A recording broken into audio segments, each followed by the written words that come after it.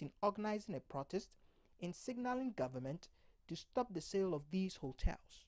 Ahead of a demonstration planned for tomorrow, June 18th, organizers have held a media engagement to give a roadmap and solidify their calls for a stop to these sales. The attendees at the press conference included members of the Minority Caucus in Parliament, Greater Accra MPs Caucus, representatives of organized labor, United Gadangbe Caucus, La Youth Groups, and pressure group Arise Ghana. In an interaction with the media, Northern legislator Samuel Okujeto Ablakwa gave a detailed roadmap on tomorrow's protest and the demands canvassed by the organizers. The demonstration will begin at 8 a.m. prompt. We are gathering in front of the Labadi Beach Hotel. This is a hotel at the center of this takeover by a cabinet minister. After converging in front of Labadi Beach Hotel at 8 a.m., we shall proceed to the La Palm Royal Beach, which is not far from the Labadi Beach Hotel. As you know, La Palm Royal Beach Hotel is also under auction and about to go. Then we will make our way through the Gifford Road, Elwak, in front of the Elwak Sports Stadium, and then proceed to the traffic light, that intersection, the Lands Commission intersection. We have agreed with the police that at that intersection we will take a left and then we will walk towards the Christ the King Catholic Church. The Ghana Police Service has pleaded with us that they do not want us to get too close to the Jubilee House.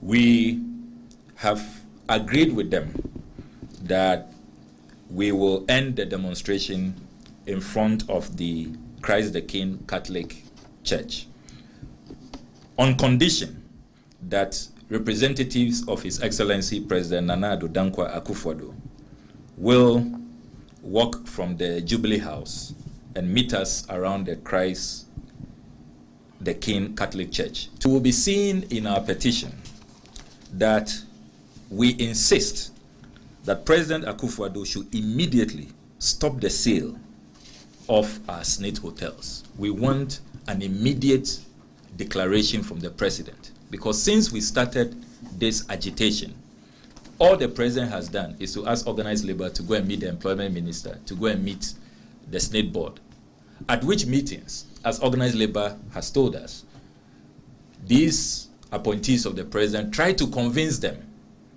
to agree with them for the sale to go ahead. So clearly the president and his appointees don't want to stop the sale. And we are going to insist tomorrow that the president announces that they are backing out of this unconscionable transaction. We are also demanding that state assets should no longer be sold. Spokesperson for organized labor, Susanna Ayele Adefio Sechere, issued a clarion call to Guineans to rise up and fight the indiscriminate capture of state assets. It's a yearning in organized labor that even SSNIT is looked at.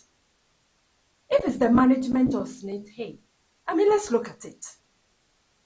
Let's look at it and look at how is it that every now and again we have issues with SSNIT. So this is a national call for. We must be interested, because I don't want to work the whole of my, how many years, over 40 years life, and go on retirement and pauper. Of the Greater Accra Regional MPs Caucus further called for the safeguarding and protection of state assets, which were created for the beneficial interest of the public and not a selected, privileged few. Our country is alive. Our workers of this country cannot toil for nothing. Our friends, our parents, our neighbors, our family members wake up every day and go to work. So the name in this country, Ghana, will stand. And how and why will we take the toil of their hands, their energy, And there comes a time when an individual or group of persons will take it away. We have seen that these hotels are making good money. They are turning out good profits. So what is the reason to sell them off? They are doing well, as we will wish them to do. Why won't we go for the others that are not doing well and we know them? And they are closing every day. They cannot hire anybody.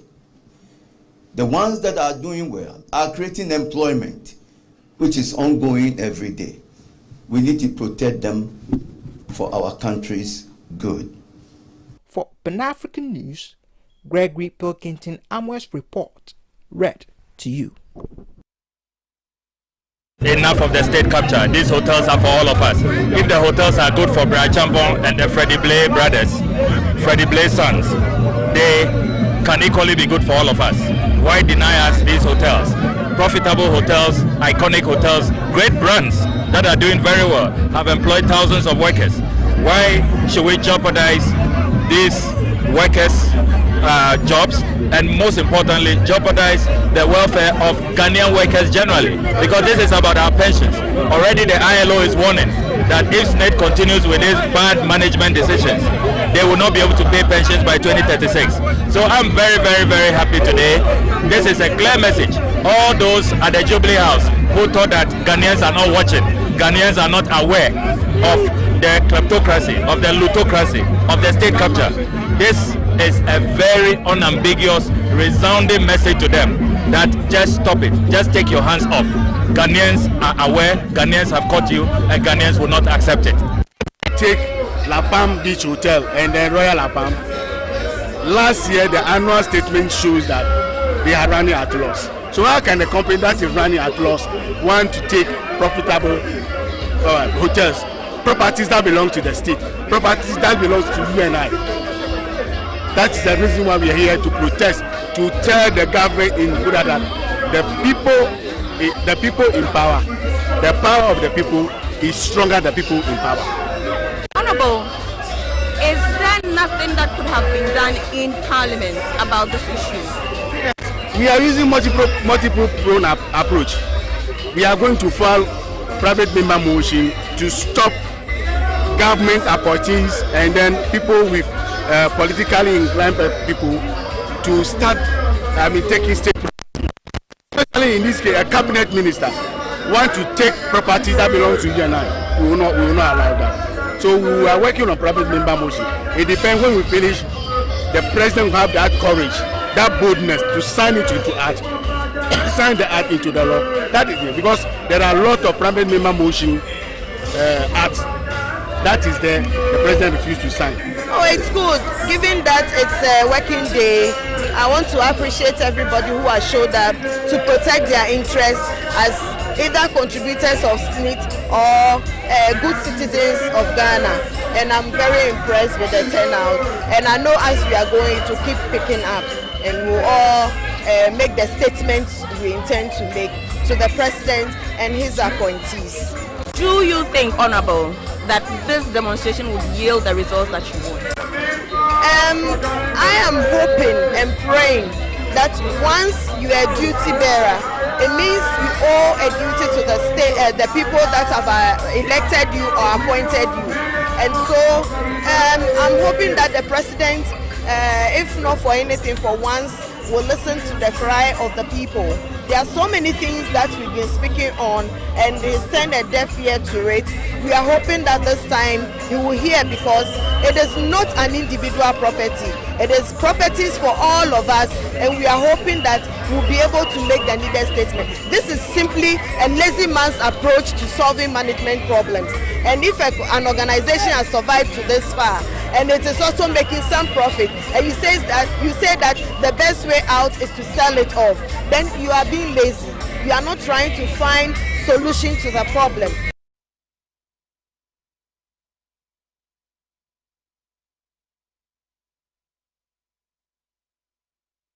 I'm happy about the numbers, I'm happy about the energy, and I'm happy about the issues. captured on the placards, because people know what they're looking for. Especially when you get here, you realize that the people of La are so angry. They are so angry about the state of the trade fair, because initially I think they thought that it was going to be renovated. But they're learning all of a sudden that it's been sold. When you come to the beachfront, it's been sold.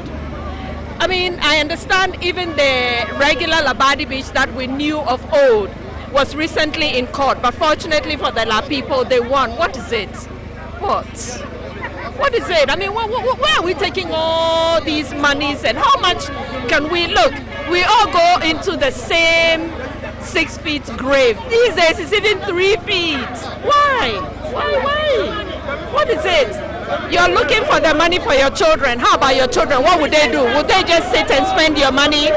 So Ghanaians, this is about you and about investment in SSNIT. The previous, we've been doing activities over there. You understand? So why?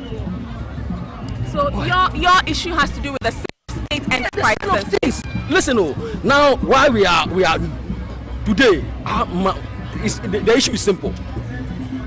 We are going to sell the hotel to somebody who, by the end of the year, it doesn't make profit. You are making profit, then you are selling the profit to the one not making profit. I mean, it's uncalled for. Sell it to somebody who makes profit, as I'm doing profit. You understand? The issue is simple. So selling everything in the country, trade fair. So you are here as part of an organization, or you are here for yourself? I want to know, in what capacity are you here today? Oh, I'm a Ghanaian, and something is going on in Ghana in which it bothers me. So let me have to take part. I'm a Ghanaian. Do you think your business today change something? Definitely. When we are creating awareness, it will change. Creating awareness, it will change. We all need to create awareness. What do you want to happen? Because we are not creating awareness. You, for instance, you don't know that this place has been sold. Are you getting me? If we don't create awareness, are you aware that this place has been sold? Yeah. So you are not. So we have to create awareness for you to know that selling here. Oh, it's uncalled for. They told us that when you think you are coming into his administration to make money, then it's better you go to the private sector. So what is happening now? Ghana must work. The country belongs to us. So we are telling the president, we are reminding him, if he has forgotten the message he delivers to us, then we are reminding him to wake up. Thank you. Yatuabama, and on Chesa Brana Beton, Manada Padina, Sasana Kadada, Fonbea, Yanka Mameto, and Tidiawaya, and Yadi Jinjai, or respect to Biawa Manu, Wamaya, Prayer, Magufia, Kosku, and Qualatifia, or Com, or Yabi, Pia, Waya, the Organa, so Nanadu Danqua Gufado, Casa Okacha Ghana, Fono, West Casa Nitrasi, Nipa Hoteno, or Mino, a Hotra Wom, Nazabi Sabi Babia, what if you are the one Bibia Magana. Now, man, a top idea now, told Yama cabinet minister. Sabi Diana Basso Jadaman Chirima.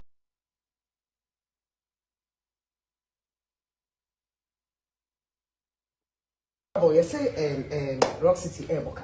You are making losses, and now there was a demonstration that you are making losses, and that Labadi should rather rescue you and not Rock City rescue Labadi. Well, first of all, Obia Ogana Hanim say Rock City, I mean, Sanway. Sradia me a minister, me MP. Yes. Auntie, I know, but Rock City, the minimum say, Omo Moka. Ubia any hobbit in account, baby, I say Rock City. You are not making losses. Where makes me who could you turn in some fee? Yes. I was studio Maha, when Neo could you to share but a career came na Rock City is making losses or intercepted documents from GI or intercepted document Bia. The hockey can nini from GRA. Me say na ya. Serial number. Me say nini na. Or be sign it off. Nini aba. Bibia ni wa okuje to kan was asem ni mu ana ye nokre. Entronko anu twaye. In the first place, Rock City, mama so aswati and ma check or GRA. Say file on 2023 taxes. was almost filing by June ending. Into Munyam filing. Into could to intercepted document there were GRE. Rock City focus on 209 CGRE no more filing taxes. I'm filing the end of the month. Into your document in a way. When your document in GRE be BS anywhere, a young contumpo bosremuka in draw. Nothing at all. There's nothing. In 2022, no losses. Me see, 2022 Rock City did not make losses. But he was categorical. With 2023. So, what intercepted documents. Yes. Emma serial number, yes. Emma file number, Emma the person who signed off. Me see, GRA. Rock City has not even filed their 2023 taxes. It's due June ending. Into Yahweh. I am told one another, and and then I'm daring you. I'm daring him. So see what documents a Chester Rock City 2023. I finally was GRA and made losses on Famra. Me will fear be war Trasaku, me Nusukra. Me told 2014. Me the back channel. If there's a proof. Me see on Famra Ghana for Nani ma dance for. So to me, the Rock City 2023 accounts, Basel Rock City is making losses. Now Shabatakari making losses on Famra. Mrs. Hafi me the channel on pair. NGO be a charity be or Bibiano. Where Danis are dying at the amount on his orders. Ghana for Nani dance for. In fact, Naya or the consensus in Lofton, Rock City or hotel back war. Akosombo Intercontinental Hotel. A Rock City there.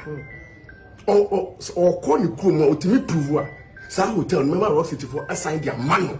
He should prove it. You see, or high na me a minister, me MP, me the dominim, me Kasabibri, and Yamano can nina yantro.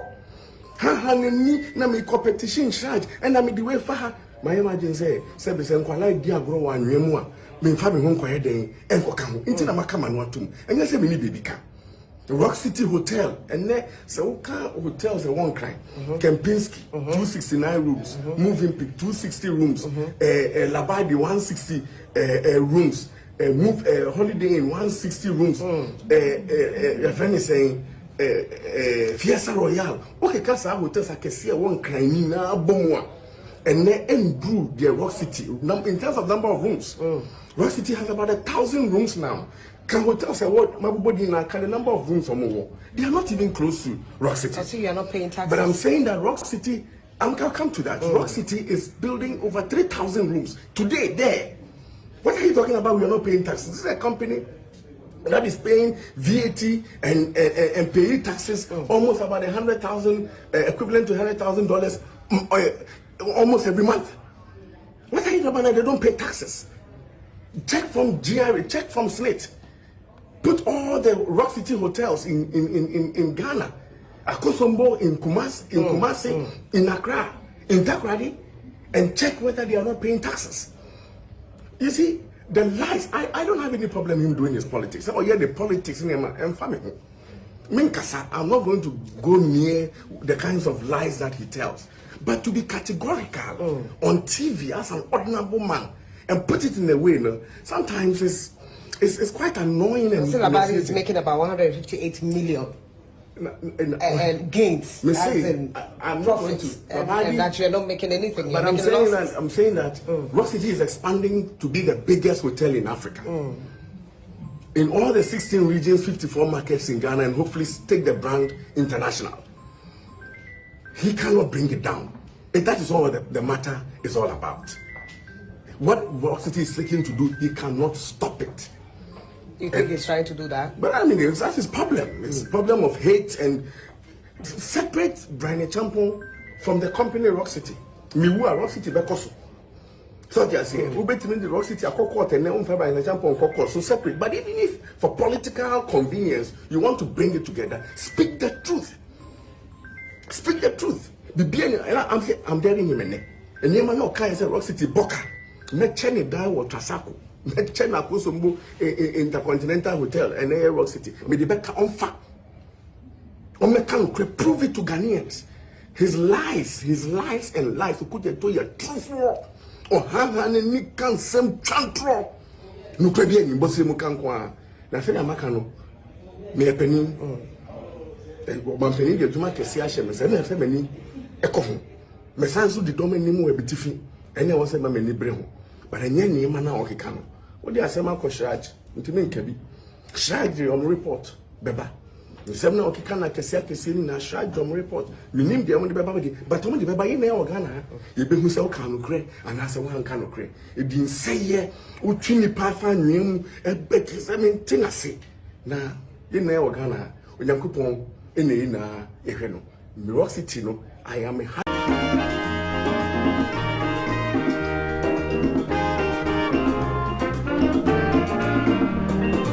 He has labored, he has suffered to lead his people into the land of freedom. He is the Redeemer.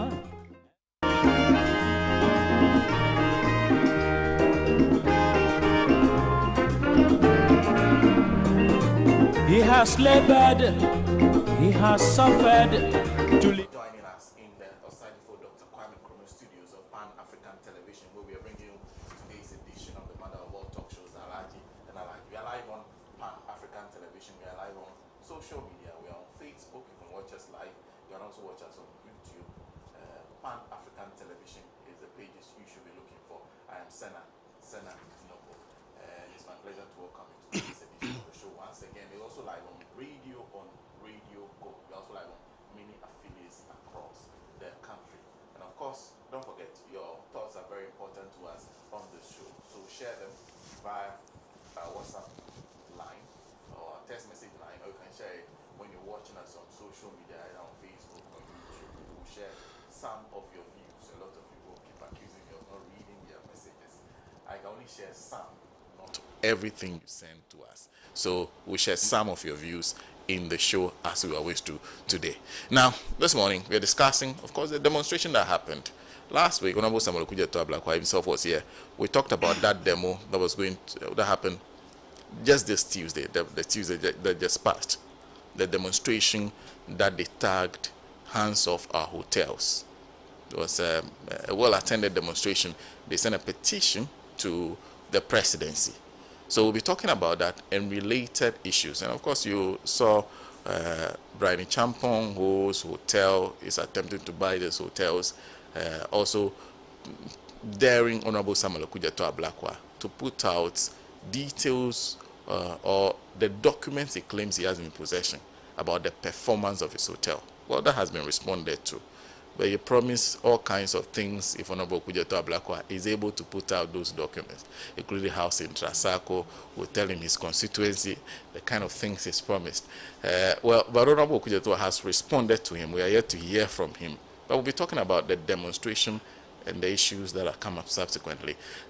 Then we'll move on to the NDC's campaign team. The NDC is seeking to wrestle power from the New Patriotic Party. They have put out the campaign team that will help it do that. The campaign team will be led by their General Secretary, Rambo Fifi Fiavikwete. And then they have a campaign team for the flag bearer, which will be led by Professor Joshua Alabi, and a campaign team for their running mate, which will be led by Mr. Alesek Befia. We'll be talking about the composition of that campaign team, and comments will be made on it. And then we'll conclude with the state of Ghana's economy, because the Ghana Statistical Service says the economy grew by 4.7% in the first quarter of the year. Good news? Well, this is how we'll conclude our discussion today. Now, joining me to discuss these issues this morning, Kwame Kwesi is General Secretary of the Socialist Movement of Ghana. We're happy to see him this morning. And of course, we're also happy to see a member of the Afro-Frantor movement, the Movement for Change, the Alliance for Revolutionary Change. As always, lawyer Andrew Apia Dankwa joins us in studio. Always nice to see lawyer, and it's fantastic to have a member of Parliament for Cape Coast South, Honorable Kweku George Ricketts Hagan, joining us in studio for today's discussion. The panel will be completed by a member of the NDC in Ododo Diodio and a financial analyst, Ni Yaboy Anan, that will complete our panel for today to discuss the issues that I just tabled. And of course, we are way behind time, so we'll jump into the discussion and start with the one that has to do with the Hands Off Our Hotel. And of course, I'll start with Honorable George Kweku Ricketts Hagan. Honorable, good morning. Yeah, good morning. And good morning to my good friend Kwesi and my brother, and your viewers and those who are listening to us this morning. First of all, I haven't had the opportunity to do this, but I must commend Honorable Okujoto Ablakwa for following this issue up and bringing it to where it is today. It's been almost 2 years that I know that he's been trying to follow this up. So it just did not happen yesterday. And he just didn't get up and go for Honorable Brian Achampon. But it's been some kind of investigation, and obviously this is something that he is good at in terms of finding some of these things out and getting detailed information to support whatever claims that he made. The reason I'm saying this is that the genesis of this issue goes way back to 2022. It just did not happen yesterday. And it started as a result of SSNIT coming up with a notice, basically an advert in the papers, this particular advert, that they're going to sell off their hotels. Basically these six hotels that were initially mentioned. And also a policy document that I chanced on, that they actually wanted to do more by selling all its unlisted assets. Unlisted assets. When we say unlisted assets, we mean assets owned by SSNIT that are not listed in the capital market, in the stock exchange, of which these hotels are part of, because these hotels are not listed.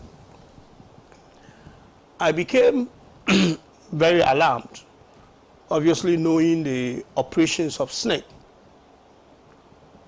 This came around February of 2022. This was when this advert. And in the advert, it says that people who are interested in this expression of interest should send their document, and it will actually be open, like an open tender, on the 23rd of March, which is a month after the advert came out. As I said, I became very alarmed, knowing the workings of SSNIT and the dangers of disposing of this asset. So I wrote to the Right Honorable Speaker to ask for permission to make an urgent statement on the SSNIT matter. So this is the letter that I sent to the Right Honorable Speaker on this SSNIT matter. At that time, there was no issue with Honorable Brian Achampon or anyone trying to. SSNIT has just come out that they want to sell the hotel. And I just want to read a portion of this to you. My letter to the Speaker, just ignore the first part. I said, I would like to sought your permission to make an urgent statement on the floor of Parliament on the deplorable state of our state pension managed by the Social Security and National Investment Trust, and their recent proposal to sell off most of its long-term unlisted assets, including their 6 big hotels across the country, office buildings, and their shareholdings in real estate companies. The intention is to reduce shares of these assets to only 0.4. So SSNIT policy is to reduce all its unlisted assets, these infrastructures, to 0.4%, or 4%, sorry. And that was quite alarming.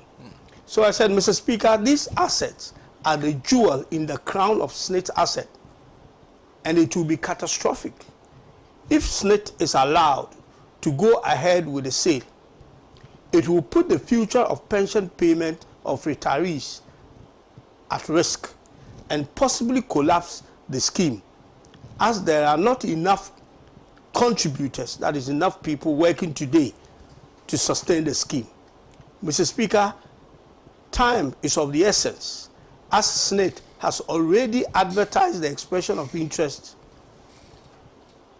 Honorable Haruna Idrisu, then the minority leader, who I discussed this with before approaching the Speaker, I said, Honorable Haruna Idrisu, the minority leader, has approved the attached statement. That's the statement I wanted to make, and recommended to you.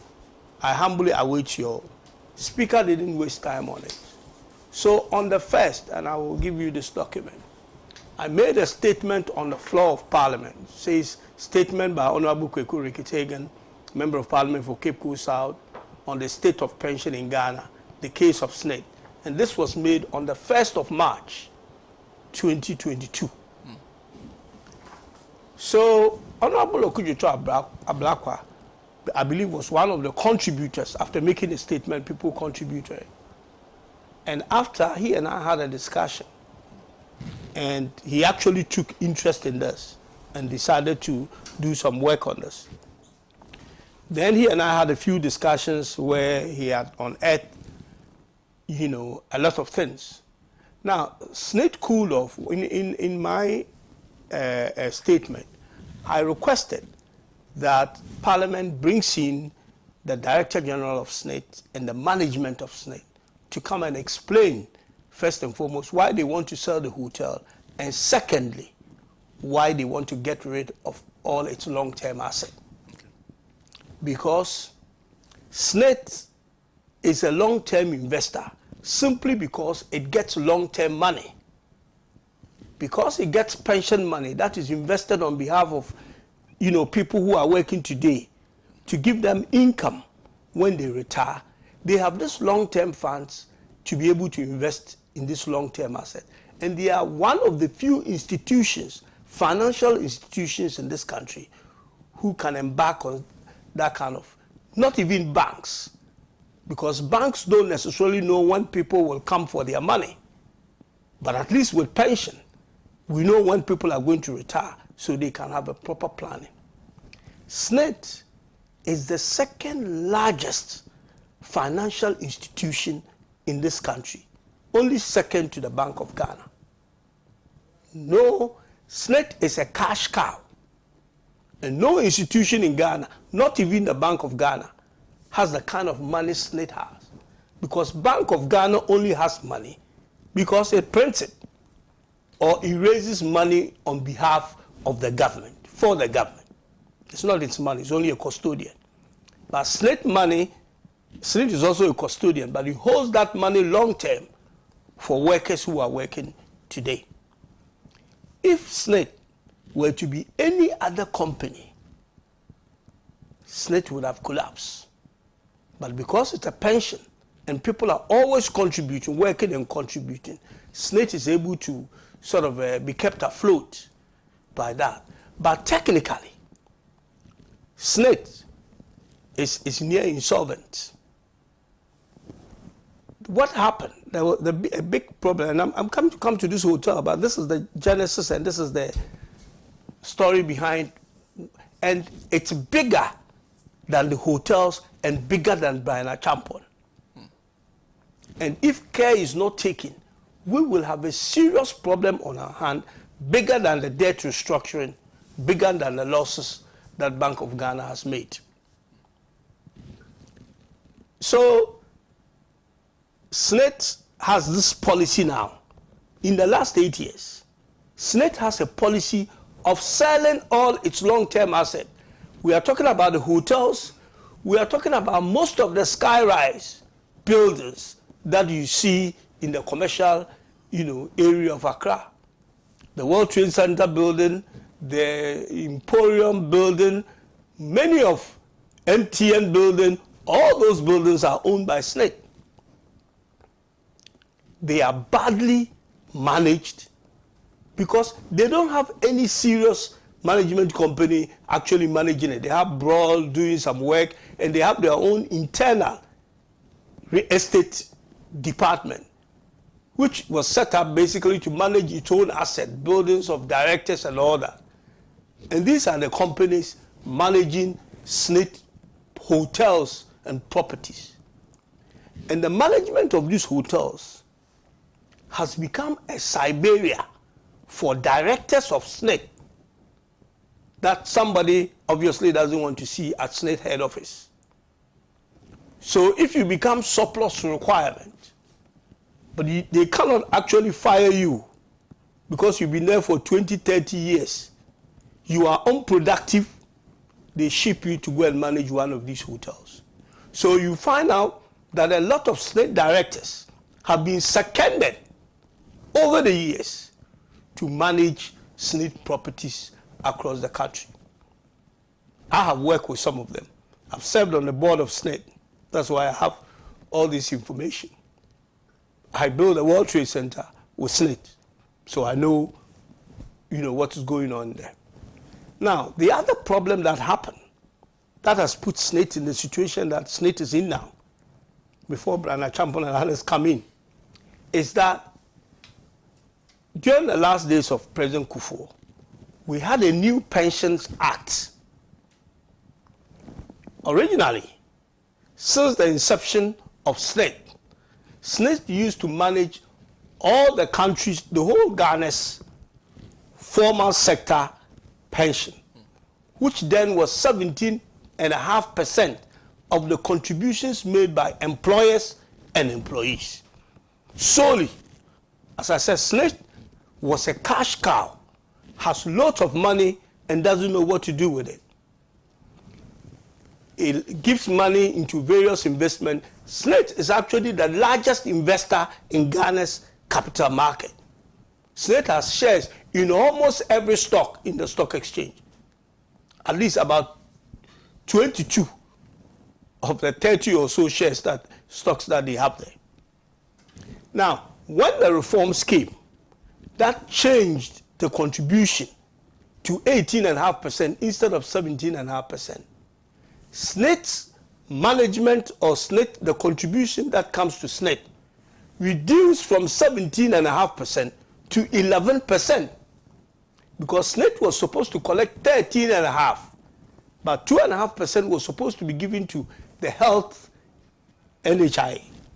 So SSNIT only ended up with only 11%, and then the new creation, which is the corporate trustees, ended up with a 5%, and then they had a third tier. So they had 3 tiers.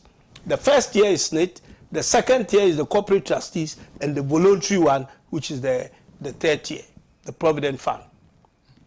Now, what that did to SSNIT is that overnight, SSNIT lost 37% of all pension contributions. And that has been the pattern from that time onwards, because the rest of the money goes to all this other creation. It was as a result of that that the NPRA was created. The National Pensions Regulatory Authority was created to regulate SSNIT. But they have been weak since inception, because SSNIT is a giant. And basically this NPRA itself was set up in conjunction with SSNIT itself. So SSNIT don't see them as their regulators, but SSNIT thinks that it's bigger than them. So this is the genesis of SSNIT's problem. So SSNIT got to a situation where overnight, 37% of all the monies coming to them was not coming anymore. The structure with SSNIT is that SSNIT invests in long-term projects, obviously to fund future pensions. Now, it doesn't most of the time go and seek the investment, but it is people rather who come to the corridors of SSNIT with various term sheets of projects that they intend to do, and come and convince SSNIT to put money in those projects. SSNIT owned hotels, as I said, commercial buildings. It owns energy business. The Senate plant in Tema, next to VRE, is owned by SSNIT that produces 100 megawatts of electricity. There are other Western malls and all those are partially, and in some cases 100% owned by SSNIT.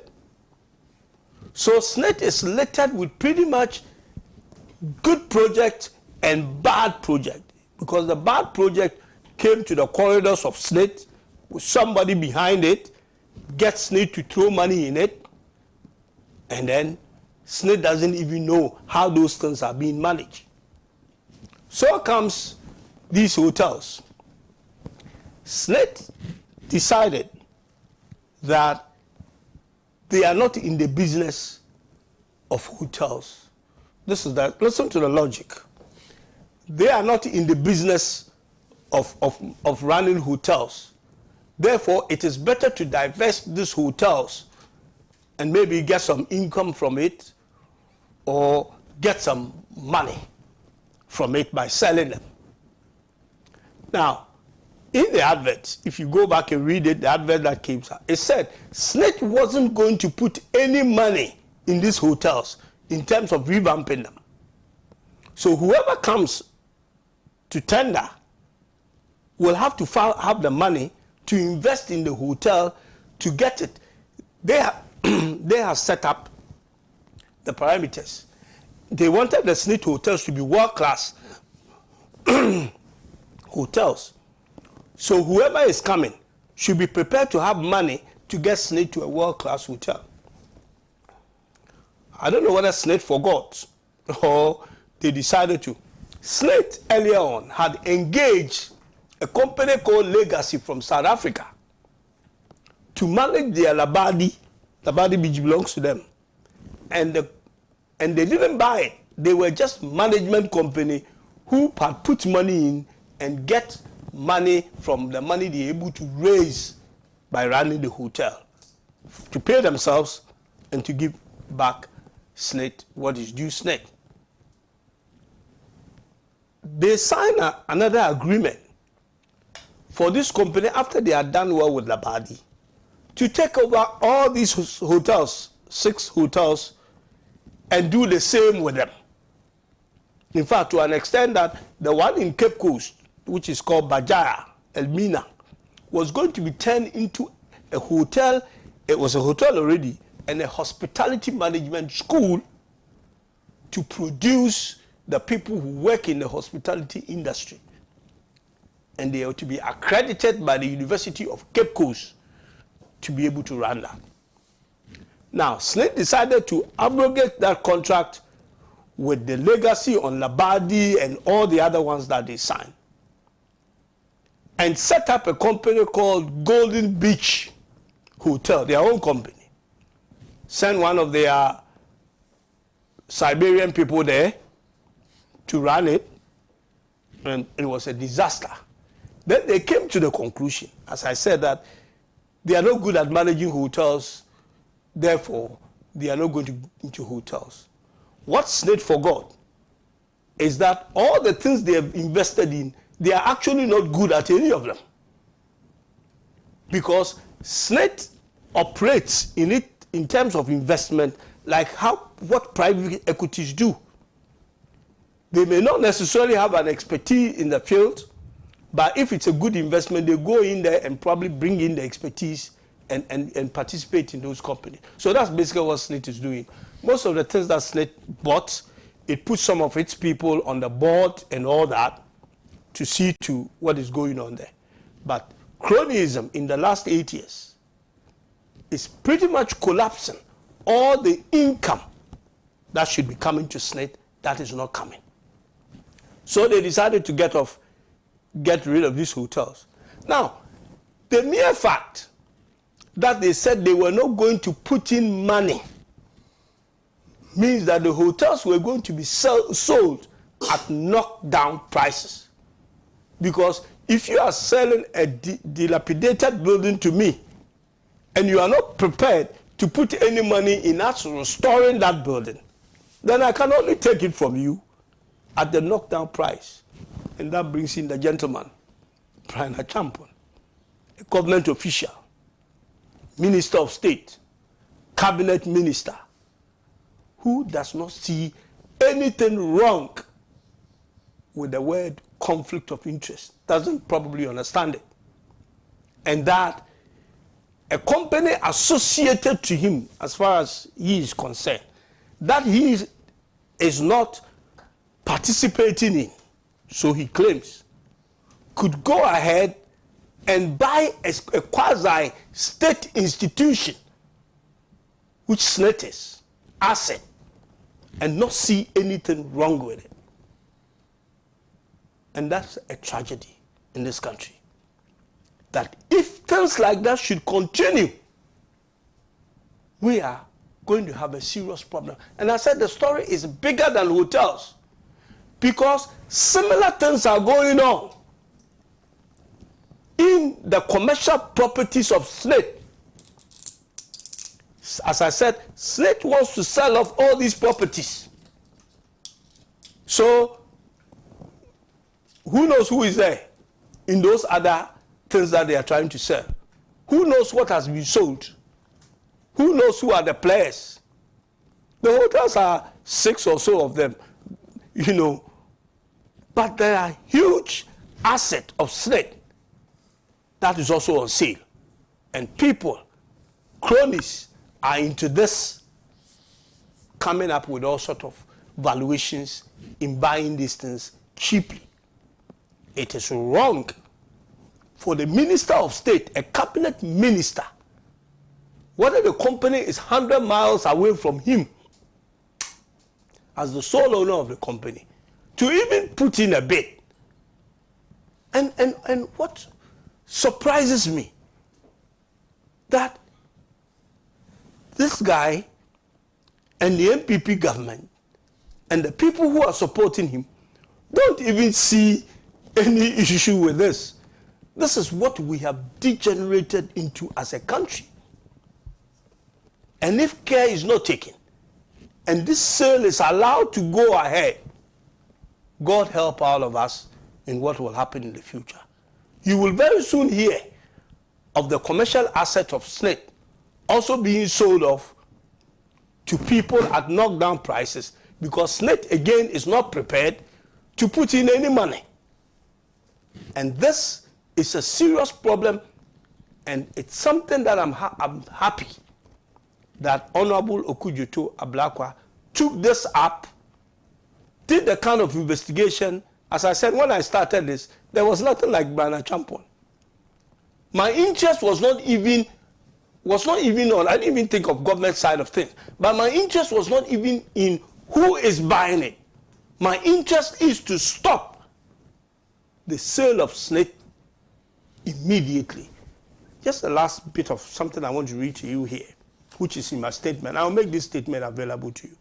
I said in the speech, in the presentation I made in Parliament, I said, therefore, Mr. Speaker, SSNIT should be discouraged from selling its long-term asset and be encouraged to invest funds to revamp its long-term asset. If you read this, you will get a lot of things that, you know, that I said on that day. And it's in the Hansard in Parliament. You need to be able to find it. So again, I must commend Honorable Okujoto Ablakwa for what he has done. I must commend the people who went out there with us to demonstrate and to signal that this kind of things cannot go on. In fact, I was somebody who was not too much worried about, you know, maybe purchasing of government land and all those things. Because, look, these things started since independence, where retired civil servants are maybe they're able to buy a plot of state land. Remember, most of them were living in government bungalows, and you have to leave the bungalow for somebody else, your successor, to come and occupy it. Most of them did not have homes, or, you know, still wanted to live in Accra. Maybe they are not from Accra. So small parcels of land were given to these people to build their houses in the Jolus and the airport and that. It was on a small scale. What is happening today is government land being looted across the country for commercial projects spearheaded by politicians, buying these lands cheaply and doing commercial activities with it to enrich themselves. Prime lands, not necessarily for their own even small property to live in. If you go to cantonment area, where we used to have single houses and all that all over the place, now when you go there, it's apartments. So the person who got the land did not get the land to build himself a house like it was done in the 60s. They got the land for commercial activities, bought the land at knocked down prices, and they're using them for these activities. And people in this country are standing up to defend.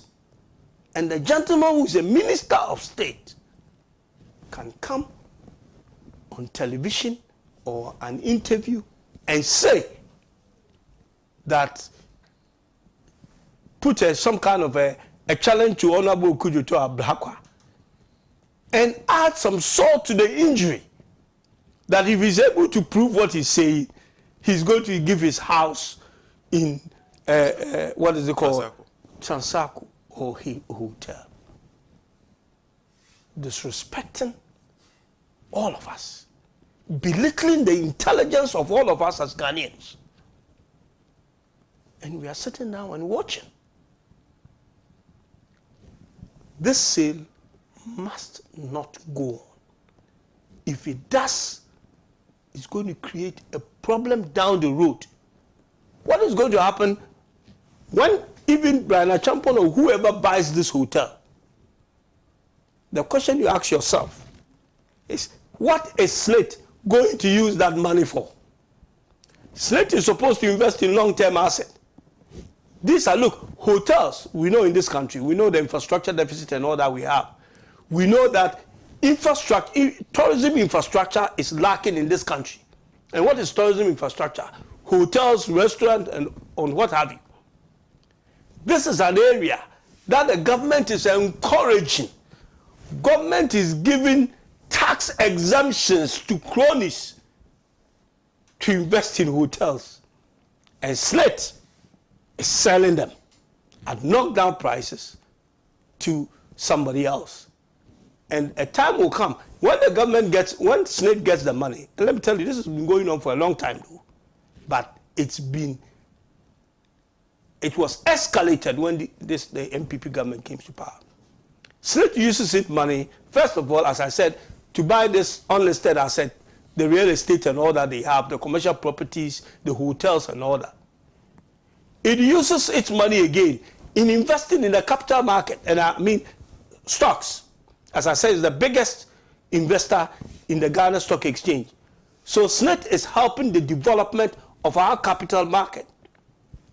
SSNIT is also one of the biggest bondholders, government bondholders in this country. Because SSNIT uses its money, the cash that is ours, in buying government bond. Now let me tell you the problem there in the last 8 years with government bond. When the money that SSNIT invests is only in the books of SSNIT, but that money in the last 8 years has never come back.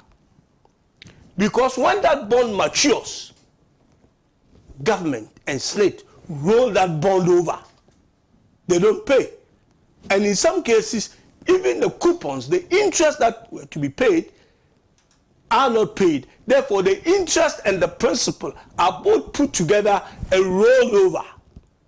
And they've been rolling it over. So in SSNIT books, they have money.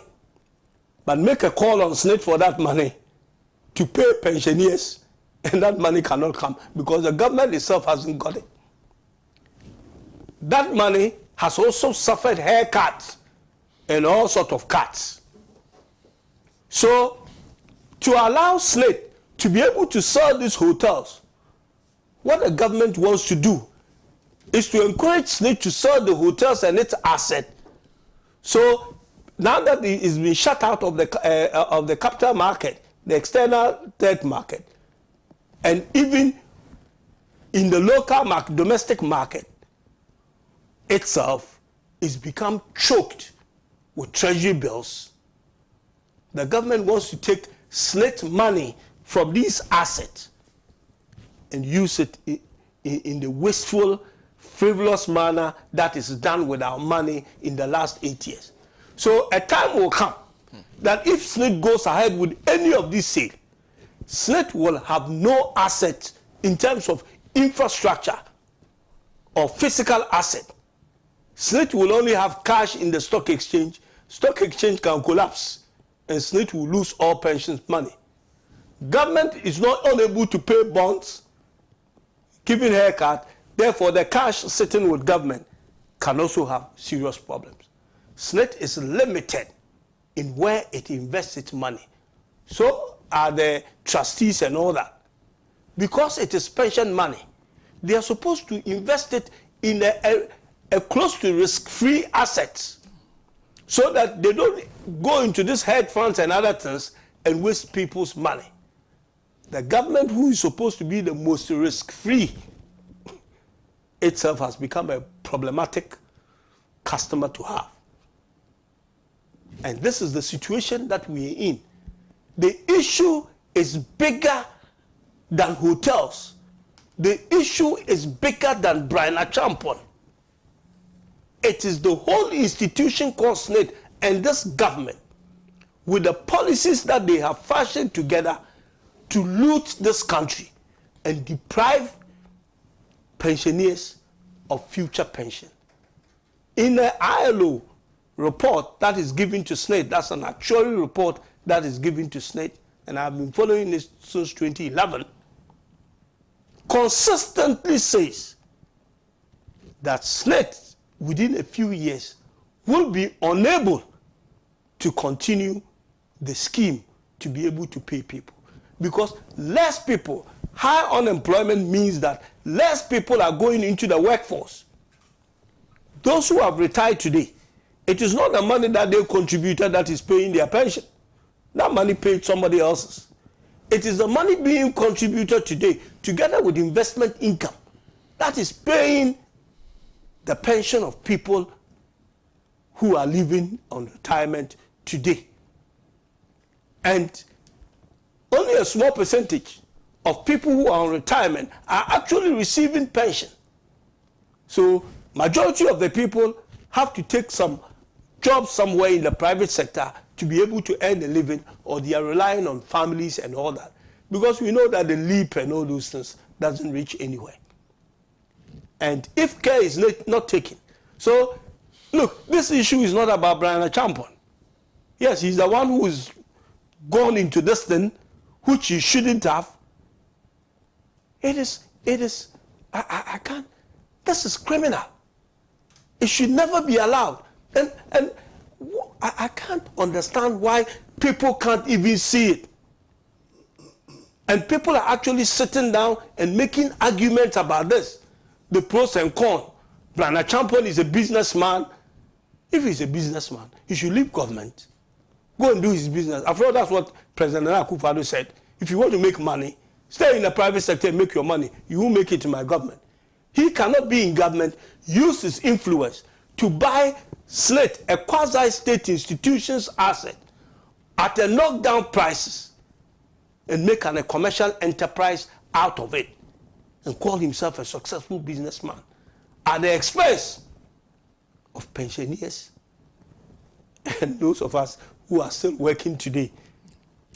Probably those who are on pension in the next, the average I think is about 20, 30 years you will be gone. So maybe those people will get pension. But send people like you, your contribution will end up in SSNIT hotels that will end up in some private hand. So let's comment Honorable Okujeto Ablakwa. Look, a lot of things will be thrown at him. But let's look at the substance of the matter. It's not going for, when I started, I wasn't going for, I didn't even know Brian Achampon. He wasn't even in the game. The notices came out in February. I wrote to the speaker on the 25th of February. I made a statement on the 1st of March. That's the statement here, I'll give you a copy. And Honorable Okujeto Ablakwa took this thing and he took a different life on its own.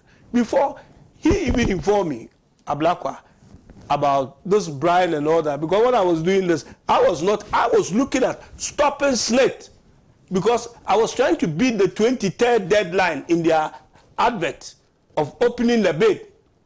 And I was calling on Parliament to call in the Director General, the management, the minister responsible, both finance and employment, to come and answer questions why SSNIT is taking this diabolic policy direction of selling assets they owe 100% all the way to 4%.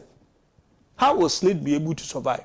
What will SSNIT contributions that it takes will be invested in? Government bonds to create the kind of problems that we have created.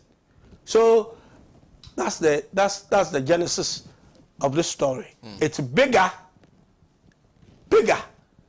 than the hotels, bigger than Brian Champon. And where rot is going on in SSNIT, and we need to halt it and halt it now. Otherwise, there will not be pension for anybody. Thank you. Thank you very much for that background and laying a very good foundation and expanding the debate a bit more. Thank you. In fact, his Member of Parliament for Cape Coast South, Honorable Okujeto Ablakwa, I think a day after the demonstration, made this post on Facebook.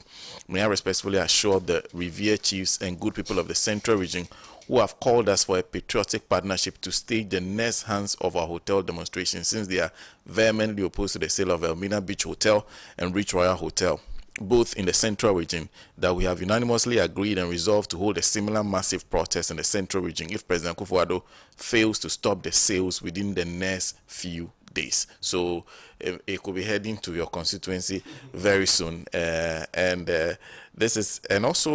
This further, Honorable Okujeto Ablakwa again. It says checks on the ownership details of the 6 companies shortlisted in the controversial sale of SSNIT hotels confirm that Spartan, I don't know what this, Ives Limited, is owned by Freddie Blaise son, Kwao Osamao Blay. Apparently, Freddie Blaise son, Kwao, has bigger plans for Labadi Beach Hotel beyond controlling its lucrative beachfronts.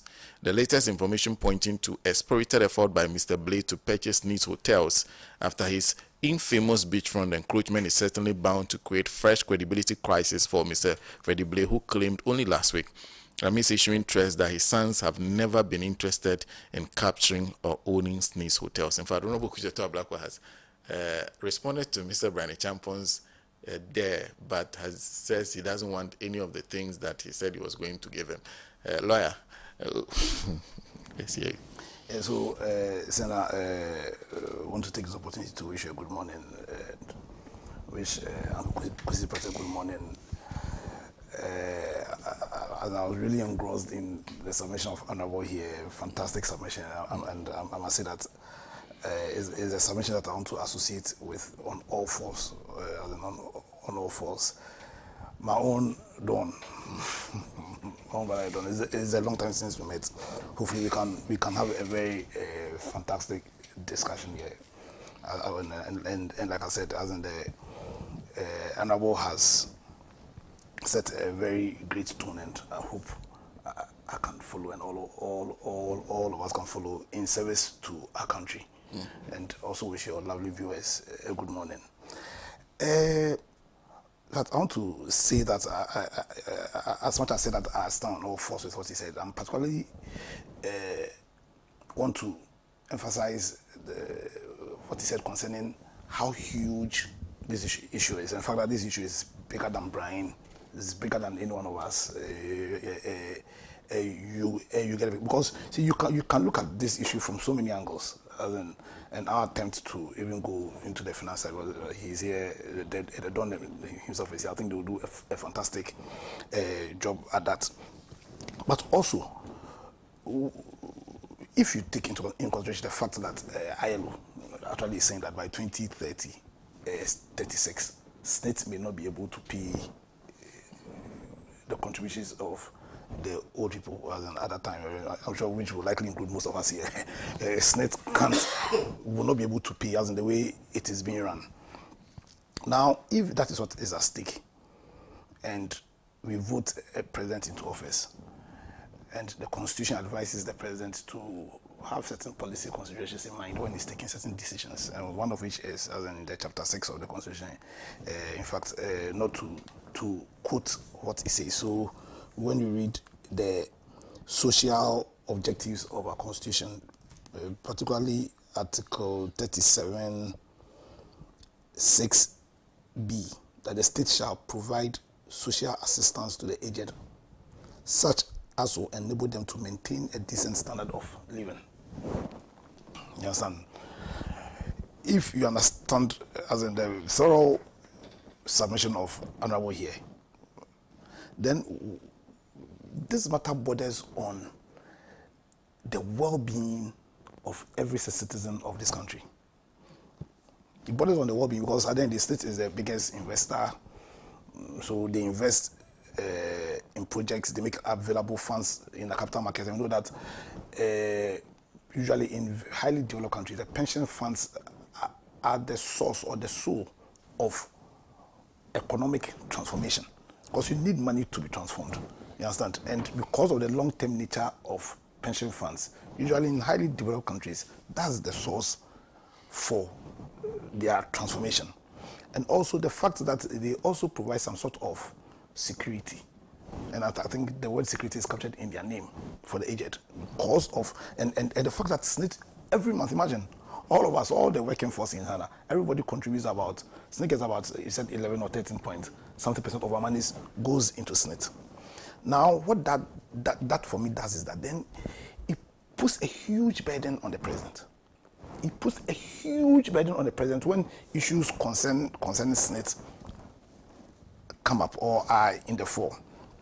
For me, I know I want to just limit myself to what this represents or stand for, the kind of leadership we've been given by the president, taking into consideration the comments he made when this issue came up.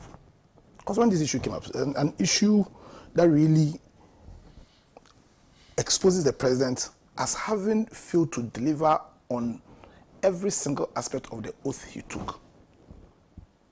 Yes, because as in, what this issue can lead us to is, one, a situation where the 37(6) I'm talking about cannot be fulfilled. You understand? But beyond that, where the president is sitting down aloof and allowing his cabinet minister to breach the public trust that the people of this country have in him, the trust that really is holding together our constitutional democracy. Because we are a republic. Because when you read the oath of governance or the presidential oath, it keeps on mentioning the Republic of Ghana. So because it's a republic, then what it essentially means is that the we being the sovereign, the public being the people, you need their confidence, you need their trust for the system of governance to work. Because we give our powers to the politician, to the president, who then gives it to his ministers. So that if any act is done that can potentially undermine that trust, then the president is putting the whole country in a situation where this constitution, this republic, will be undermined, will be in danger. Because if the people lose faith in the ability of political leadership, in the ability of political leadership, not only to grant on its promises of leadership, but where we believe that they are using the powers that we give them essentially to enrich themselves, then it breaks that trust. And once that trust is broken, what it does is that it then creates some form of threat to the republic and to the constitution. Because, honestly speaking, I cannot believe that Brian Champon, a cabinet minister, will even put himself in this situation in the first place.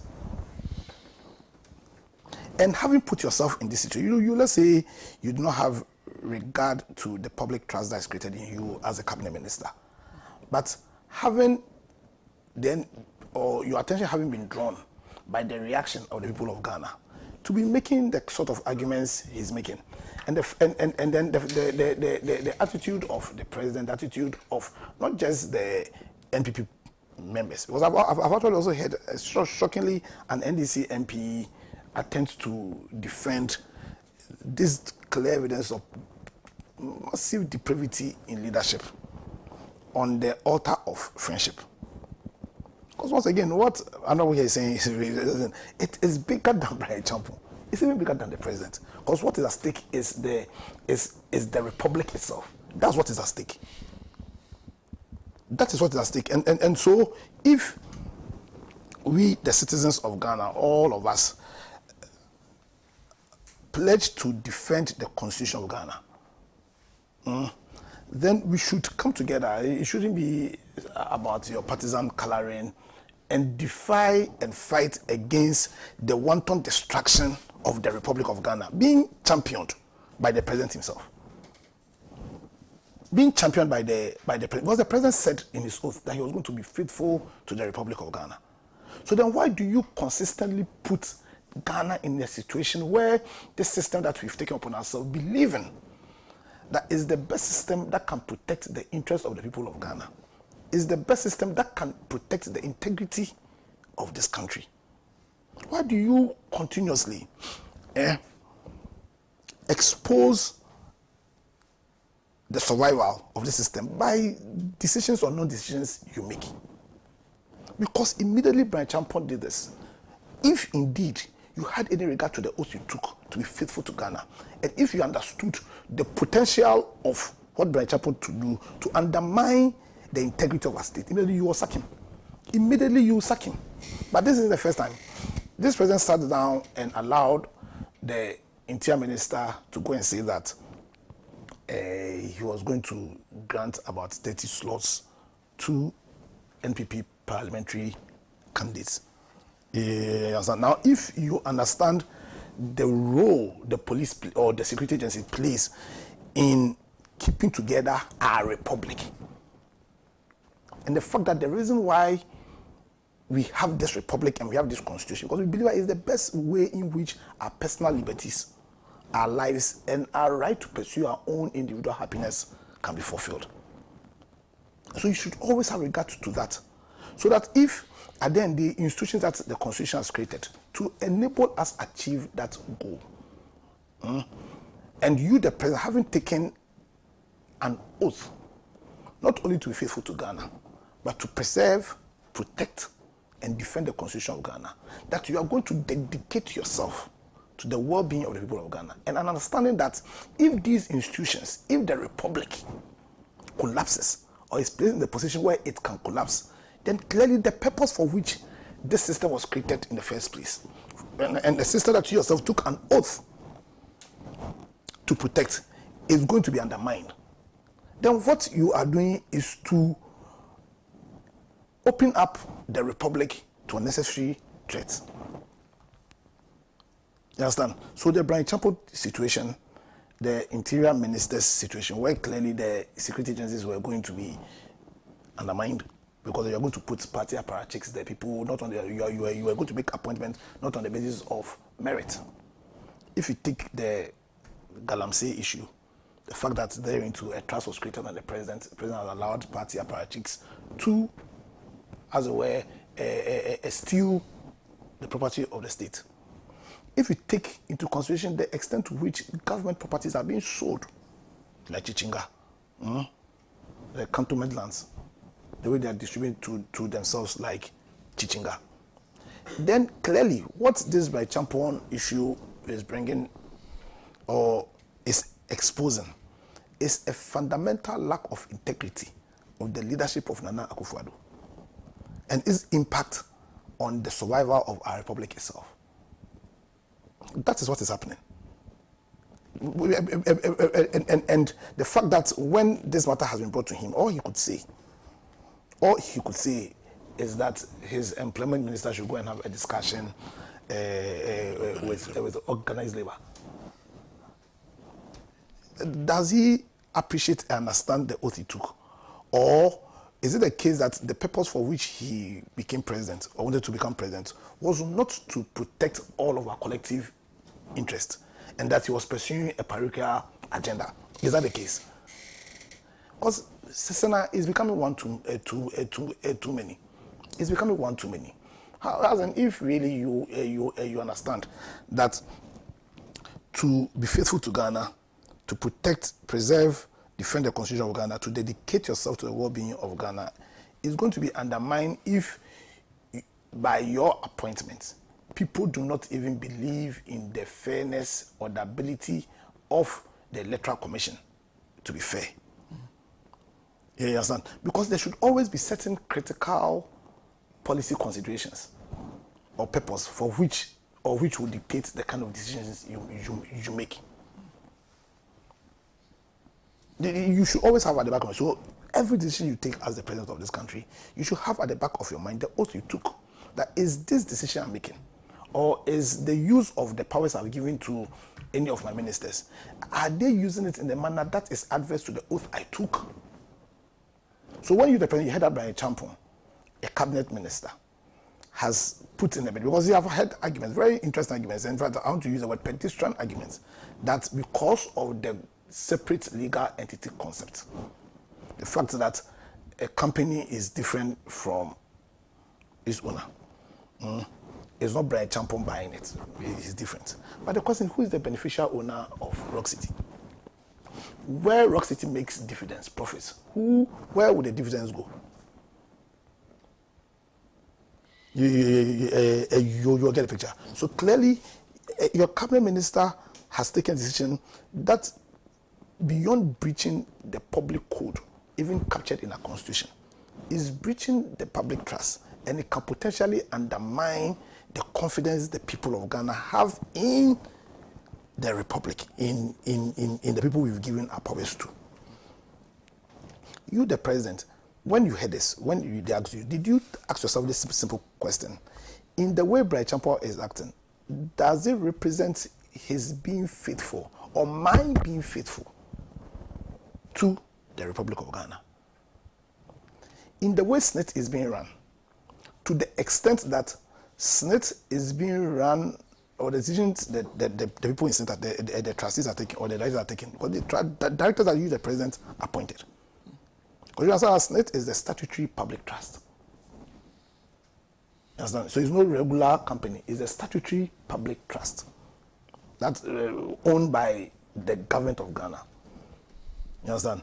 Which, at every point in time, ultimate responsibility on how well SSNIT is run, what to aid the republic achieve the objectives and its social objectives.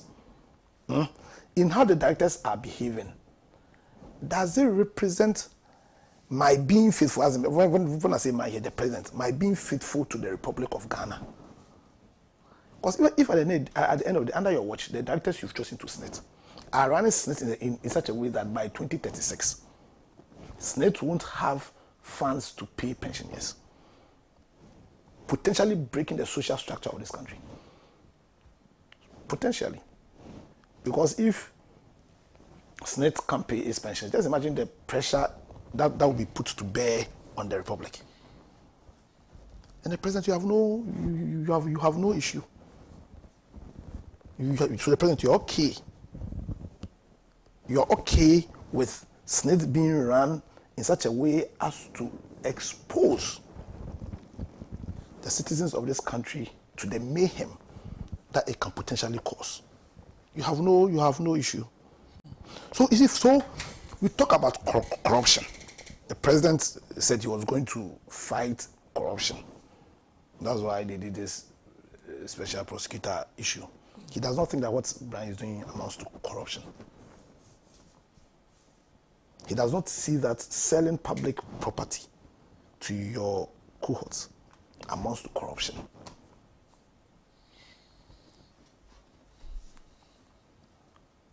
Or we think corruption is just when money exchanges hands.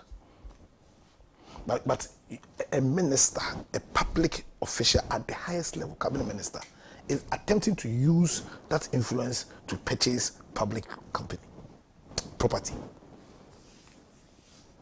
And you don't think that is corruption? Because in this battle against corruption, the number one weapon is the president's own personal integrity. It's the president's own personal integrity. And he does not think that his cabinet minister attempting to purchase public company does not amount to corruption. He doesn't say anything wrong. He or he doesn't see it that way. The question I told Nana, is he a leader at all?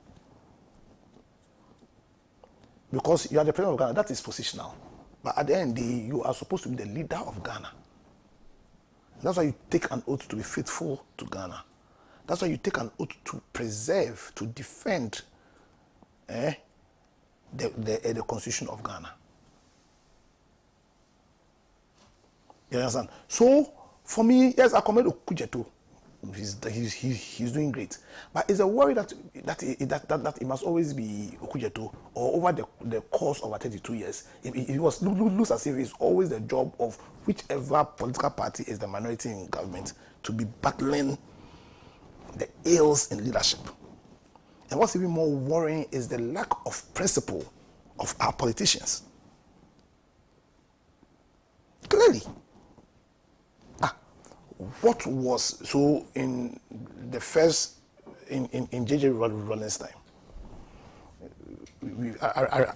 I remember I was a young boy then, but I remember the uproar and the issues made concerning Nana Kunedu's attempt to buy or the Insawam country. As in when the fact that he even went to, he was even tried, he went to court and all.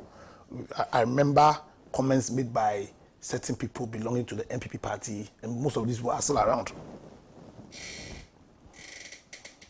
Now, when President Kufuor came into power, there were issues about MPP people attempting to buy public property. Indeed, I remember the first time, well, not the first time, but I think one of the earlier times when Okujeto came into the public was a claim that, not a claim, the MPP chairman, MPP chairman, who was Jacob's attempt to buy a bungalow that he has stayed in. You recall. Then I also recall the uproar in this country, especially from then the MPP members, when the state gave concessions to the brother of President, His Excellency John Dramani Mahama, as in the Ninehi concessions. So when what's it called? Concessions were given to Ibrahim. That one, it was not buying and selling. It was not the fact that did he have the capacity to undertake those mining projects or not. You see? And so, this politics of when I'm in opposition, I criticize, and then when I come into power, I'm seen to be doing the same thing, must end. Because there seems to be a fundamental lack of regard to principle in this country. A fundamental lack of regard to principle. And so, these same people who criticize similar acts, like Honorable rightly said, it's gone on for some time, but we need to draw a line and say that never again should we, and you see, and it's because I'm thinking that it's because people in leadership, well, we the Ghanaians ourselves, we seem to lack a certain regard to the ethics of leadership. Understand? So if it means that, because you see, when you take the constitution of the USA, I think it's about. Please wrap up for me on that. So when you see the constitution of the USA, it's about 5-6 pages. There's a reason why our constitution is that big, because I think we all came to a realization because of the way we are thinking. Let's put everything in paper so that there's no ambiguity as to the way things are going. I'll call on Ghanaians that we should push for this. That beyond the public code of conduct enshrined in our constitution, probably we come out with a clear ethical code for ministers and cabinet ministers. Clear one. We don't want any ambiguity. That when you are a cabinet minister, because of what is at stake, because of the potential of your actions to kill the trust the public has in public leadership, then you cannot do A, B, C, D, E, F. You don't leave it because of the potential. So, for me, I certainly had a lot more to say, but I wish to end by saying that, listen, we condemn this potential. It must be stopped. The president must at least try and reclaim a little bit of his integrity by stopping this sale immediately and ordering an investigation into the acts of his minister. After he, the president himself, per the terms of the oath he took, that if he breaches his oath, the 3 oaths, to be faithful, to preserve and defend the constitution, to dedicate himself to the well-being, that if he breaches any of them, that he shall subject himself to the laws of Ghana. I call on him to subject himself because he's clearly breached all. But at the end of the day, what is at stake is bigger than he, the president himself. It's bigger than Brian Champo. It's bigger than any one of us. What is at stake is about the integrity of the system of governance we have taken to protect our lives, our liberties, and our right to our happiness. And we should not sit down and allow that purpose to be breached. Thank you. Thank you very much. Let me do a few comments that have been sent by Facebook. This is Elder Joseph Isiama Donko, who says, Sana, pensioners' monthly allowance increased 15% instead of 25% in January 2024. Our allowances are eroded by the current economic situation. We are worse off currently. Alasan Hamdan said, let's ask ourselves why always Honorable Ablakwa. Is it the only MP in Ghana? Is it the only person fighting for the interests of the nation? Meaning, if Honorable Ablakwa was not in parliament, then people would have sold all state properties to their party leaders and we wouldn't have known. God bless Honorable Ablakwa for the good work he's doing for Mother Ghana. May he may he be president one day in Ghana. Kofi Salmon says, let us all learn to speak truth to power. Our opinion leaders, chiefs and clergies have misled us. They are, for all you know, in bed with the Kufuor's government. There's Brasp Hill Mafo, who wants to know how many years Brian Champo contributed to SSNIT. There's Senior Sly, who is also joining us. Since the wind of change is coming, John Mahama and NDC is coming, but mere bragging and deceiving Ghanaians continuously promising things he knows he can't deliver. Let's reject him and kick MPP out coming elections, period.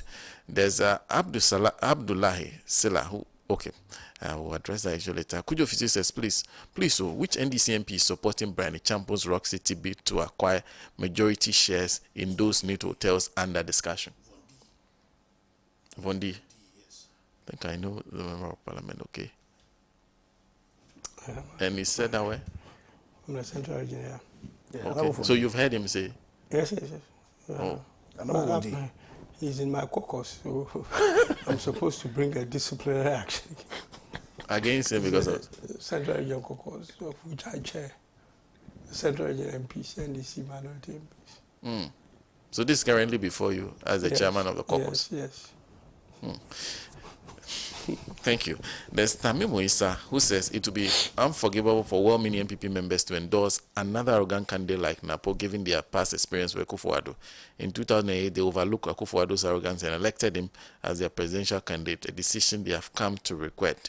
They must remember President Kufuor's advice on electing arrogant Akufo-Addo in 2008. There's Juliana D. Nelson says, did Akufo-Addo not say it was immoral for his then government appointees to buy government buildings at Donkumi when Jake, then CJ, etc. were grabbing? Trewajuin says, Ghana is not being governed by Akufo-Addo and Bawumia. Ghana has been invaded by insurgency and barbaric criminals. So those are some of the comments you're sending to us via Facebook. I'll go to the WhatsApp message after I'm done with Don. Good morning. Good morning, Senator. Personally, it's been a while too. Yes, it's been a while. And I've heard of you. Well, I will greet comrades here and our cherished viewers at home. Well, this SSNIT issue, I will start off by saying that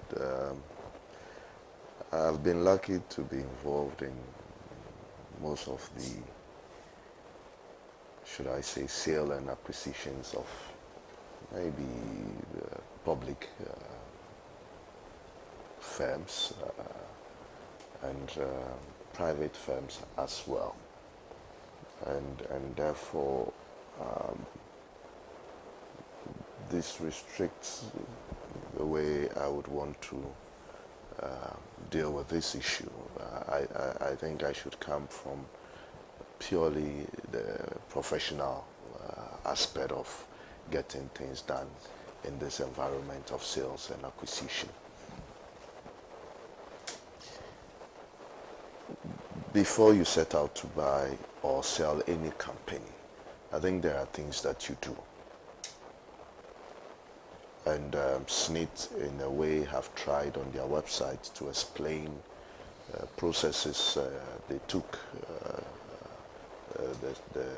the sale through before Rock City bid, and what Rock City bid, and why they gave the lot 1 and lot 2 to Rock City. And I would want it to remain as Rock City for now. So if I have my own company and I want to sell, something must have prompted the sale. I am not making enough money. The business is running down, and I cannot maximize the wealth of shareholders, which is SSNIT, which is only holding it in trust for the working population of this country. And that trust, because we have to believe that our government will work in our interests, has firmly been placed in the hands of government. This is not a government institution. This is an institution owned by workers of this country, held in trust for them by government. And therefore my money is there. Your money is there. And that is where our interest is. Continuing from that, I will say that SSNIT probably themselves may be making losses. Have they considered selling SSNIT themselves? Themselves as SSNIT, have they considered selling it? I don't think they have considered selling it. They might have considered other ways and means of making sure that they stay afloat, and the responsibility given to them, they do justice to that. Now talk of these hotels. One way or the other, I have known them, either as a customer or as an auditor going in there to do some work. But that I cannot speak to. Running an hotel business is difficult, especially in our environment. And at all times, you must seek to have good managers to run those hotels. Is this issue of SSNIT about the location of the hotels are not helping? No, I say they have one of the best in this country. The most advantageous locations to have as a hotel or an hospitality business. 2, in terms of their operations, are they having issues because of their age? They need to replace assets and all that. Are they really having that issue? Are they having issues of patronage? Are they having issues of inexperienced management? Are they having issues of theft? Are they having issues relating to tax and then the financial environment they operate in? If it is a business that I decide that I will no longer put money in, which means I will not increase my liability or equity in those businesses. That alone does not stop the company itself. And here, SSNIT is only a shareholder. Does not stop the company itself going out there with a good business plan to actually get debt on their books to run and make money. So again, the excuse of SSNIT deciding that we will no longer put in money is moot.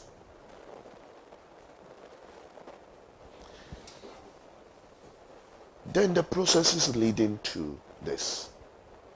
We were told there was a selection of a TA, transaction advisors, who brought up values, and in their own statements they issued, they claimed they looked at replacement costs.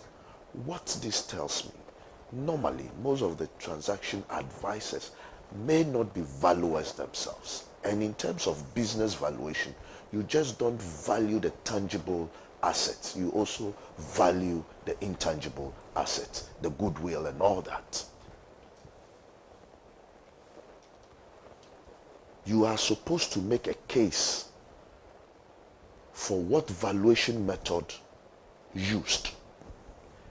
And sometimes, in summary, you would have to put a weight on all the valuation methods, probably 2 or 3 valuation methods. So if you use a cost replacement, if you use the income approach, whatever you decide to use as the valuer, it is not a sealed value. It is only a value based on what you have been presented with and your positioning. That would determine what value you place on an asset. That also does not limit that if you go to the market and you are offered more than what you had valued, then it makes it a good deal. Because the one who also seek to buy, for instance, there is a company in this country that we sought to sell at a certain value on the stock exchange. But right up to the closing of the deal, we realized there is an opportunity to rake in more. And therefore, the value was pushed up, the shares were split, and Ghanaians actually oversubscribed and bought it for more. So government had more than it has anticipated. So nobody again should tell us that it is 1 in a million that somebody made an offer more than they had valued the company for. Again, that is moot in terms of business when you put out an asset for sale. Then let's come back to the fact, and Honorable mentioned it, that SSNIT have the act that the new act kind of reduced their contributions that comes to them, and we had what we call the private advisory firms also taking part of the monies to invest and all that. The issue is it is just government trying to secure monies from us as workers to themselves, because most of them are going back to the same government and borrowing to government with those same monies. Then SSNIT, because of the new act, have also stopped paying lump sum to a certain group of pensioners. Either to SSNIT would have to pay lump sum, before paying the monthly allowances to us.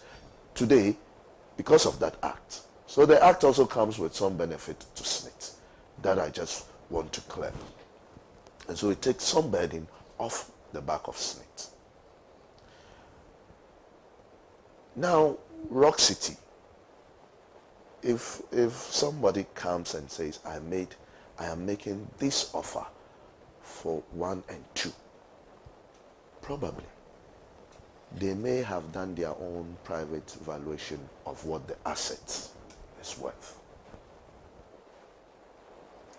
Or in some cases, and especially in the cases of banks, when you have brought your proposal and they have picked the best, we all go into a kind of a board, a sub-board committee where you have your representative, I have my representative, we pick a valuer and the asset is valued. I cannot justify the method SSNIT used or decide for them what method would best suit this transaction. But I can only say that, are we sure that Rock City did not have any insider information about the value placed on the hotel by SSNIT? Again, was it independently the management of the individual hotels that actually did the valuation? Or it was the shareholder, SSNIT, that did the valuation? That is very critical, because if it is SSNIT that did the valuation, and I am a cabinet minister, I may be privy to that information. So at the time the valuation was put up, who were those in cabinet? Maybe we may find the shareholders of Rock City on the table of cabinet. That is where, for me, the name Brian Achampon will come in. Was he there? Was he not there? His proximity to the people in there, in cabinet, how close or how remote is it?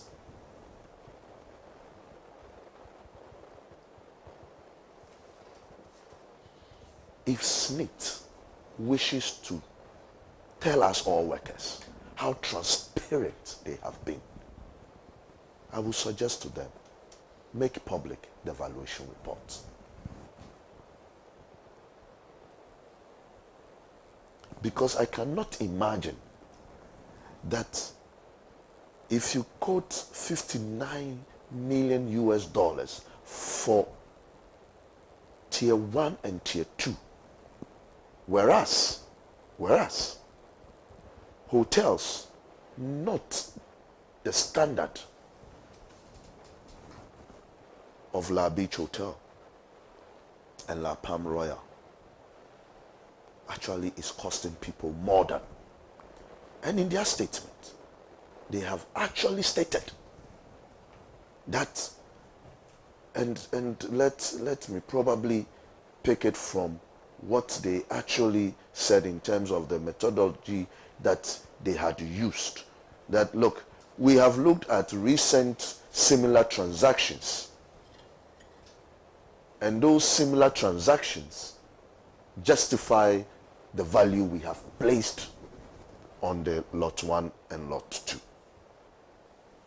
And I can confidently tell you here that I know hotels recently that joined, more recent hotel, not to the standard of what we have at La Beach and La Palm Royal Beach, costing more than $30 million a piece. And so what other hotels are they talking of? And that is why I would challenge SSNIT workers, we are interested.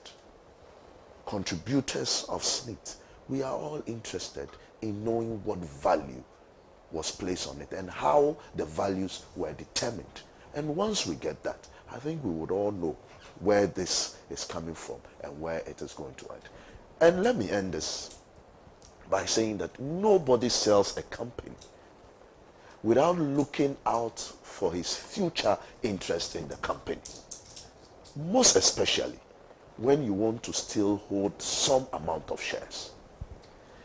If I am taking a decision to sell a company, it is because I want to increase the value of that company. I may hold 70% of a company. That gives me basically nothing. So, in the business boardrooms, what you do is that, how much of it can I sell?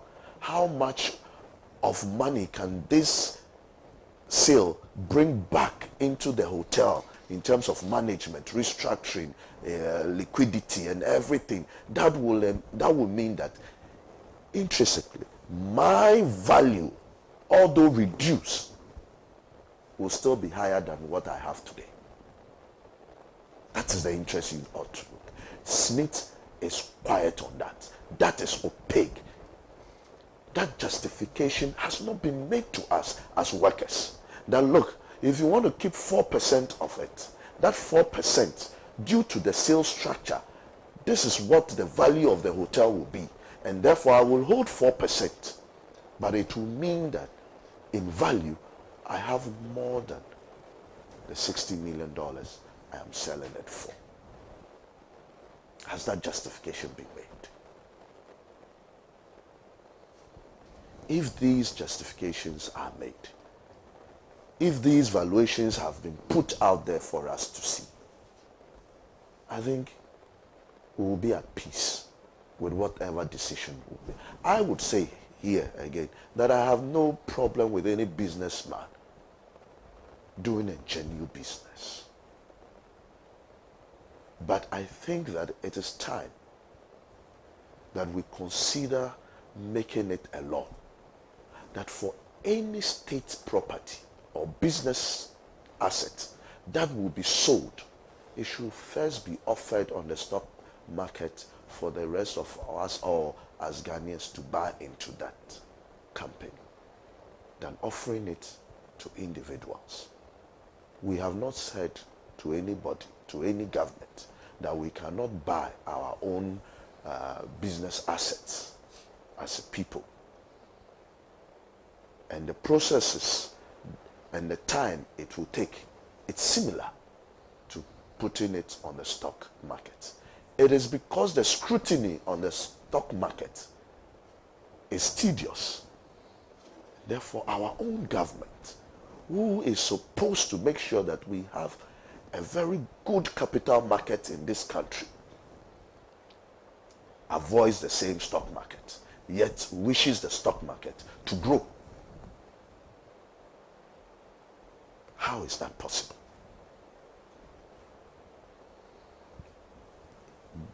Did SSNIT consider putting this on the stock market against the consideration that they implemented? And what are the reasons for that?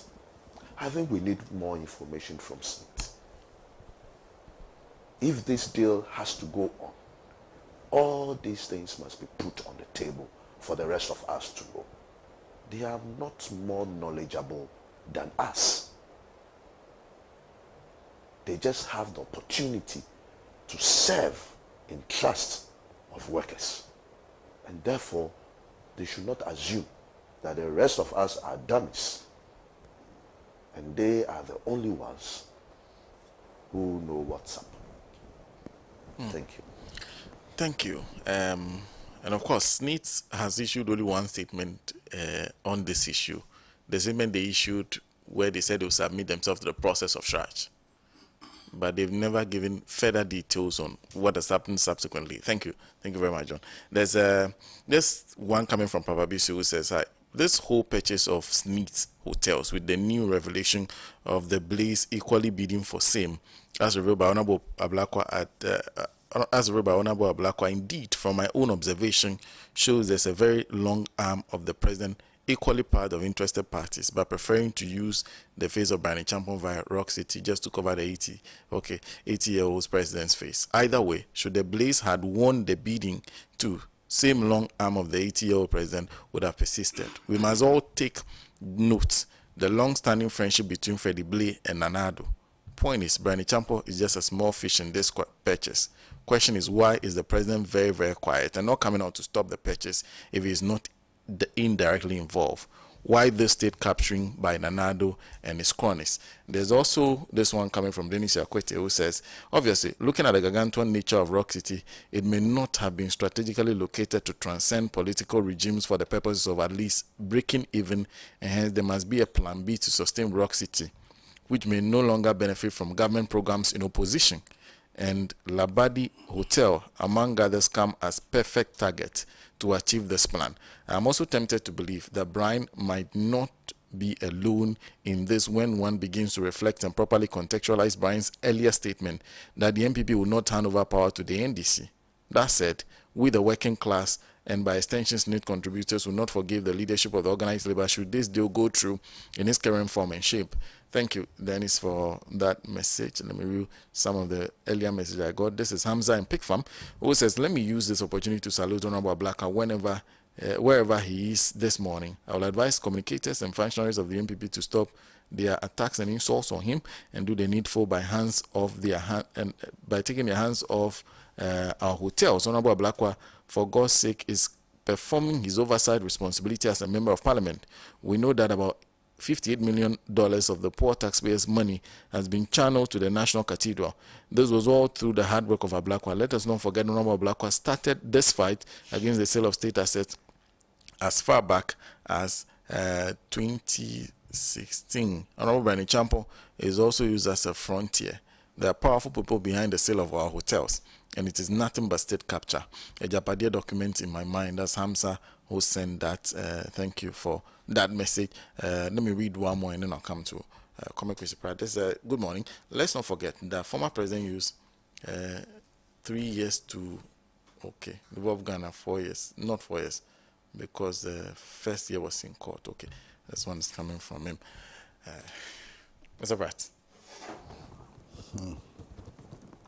Well, first and foremost, I'd like to commend Honorable Samuel Okujato Ablakwa, Honorable Ricketts Hagen, and the many other people who have joined this struggle to ensure that those we elect to manage state assets do not leave office with those assets in their pockets. Clearly, the issue at stake is not whether or not the SSNIT hotels are being properly sold or improperly sold. That's not the issue. It is not the issue. The issue is not whether or not they've been properly valued or undervalued or overvalued. That's a non-issue in this discussion. The principal issue is that people we elect into office to manage public assets should not leave office with those public assets in their back pocket. Finish. It is not complicated at all. It's a very simple issue. And this morning, to be quite honest with you, I've seen my brother Nee struggling all over the place and so on. The issue is so simple. It's not as complicated as we want to make it look. We have elected a government. Make sure, the mandate of every government is to make sure the state assets are so well managed that they are able to provide resources or multiply resources for the satisfaction of the needs of our people for the realization of the aspirations of our people. Finish. Nothing more, nothing less. Okay? So, here are hotels owned by SSNIT. Under no circumstances should these hotels be transferred to public office holders. That's all. That's all. You understand? Now, the argument about whether this is being bought by Brian Achampong or by Rock City Hotel and so on is so pedestrian. We don't even have to go there at all. Yes, it is true that in law, the company is not its owner and so on. But who are the beneficiary owners of the companies? That's the bottom line. You understand? It is clear that the disposal of public assets are decisions which ultimately will end up in cabinet. Okay? Especially in this particular case. So, whether or not there's a conflict of interest he knew or didn't know and so on is completely irrelevant. His position as a member of the cabinet should disqualify him from acquiring those assets. Finished. Nothing more or less. I hope it's very clear. Nothing more or less. Now, I'm worried about a certain development. And that development is simply about what others have described as state capture. It's not just about the SSNIT hotels. It's about many things. It's about how the vigilance of our people stopped the privatization of the Electricity Company of Ghana. That's one of the key issues in this discussion. This discussion is about how, in a twinkle of an eye, government bungalows, have ended up in the hands of elected officials. And for me, it's an eyesore. If you go to cantonments, what is happening there is an eyesore. Government bungalows being broken down, monstrous structures being built and so on. And if you ask questions, change of ownership has changed from the state to individuals who have entrusted with responsibility for managing the state. That's a problem. It's a huge problem. I mean, my brother, Mr. Apia Dankwa, linked it up to even the recruitment of persons into the security services and so on. Yes, it is linked. It is state capture, it is linked.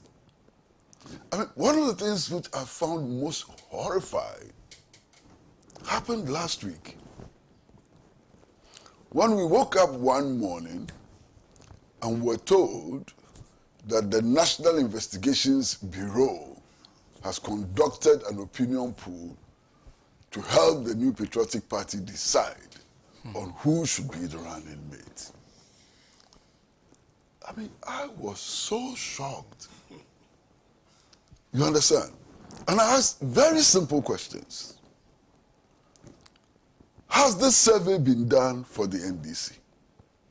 Has the National Investigations Bureau found it necessary to help the NDC decide who the best running mate should be?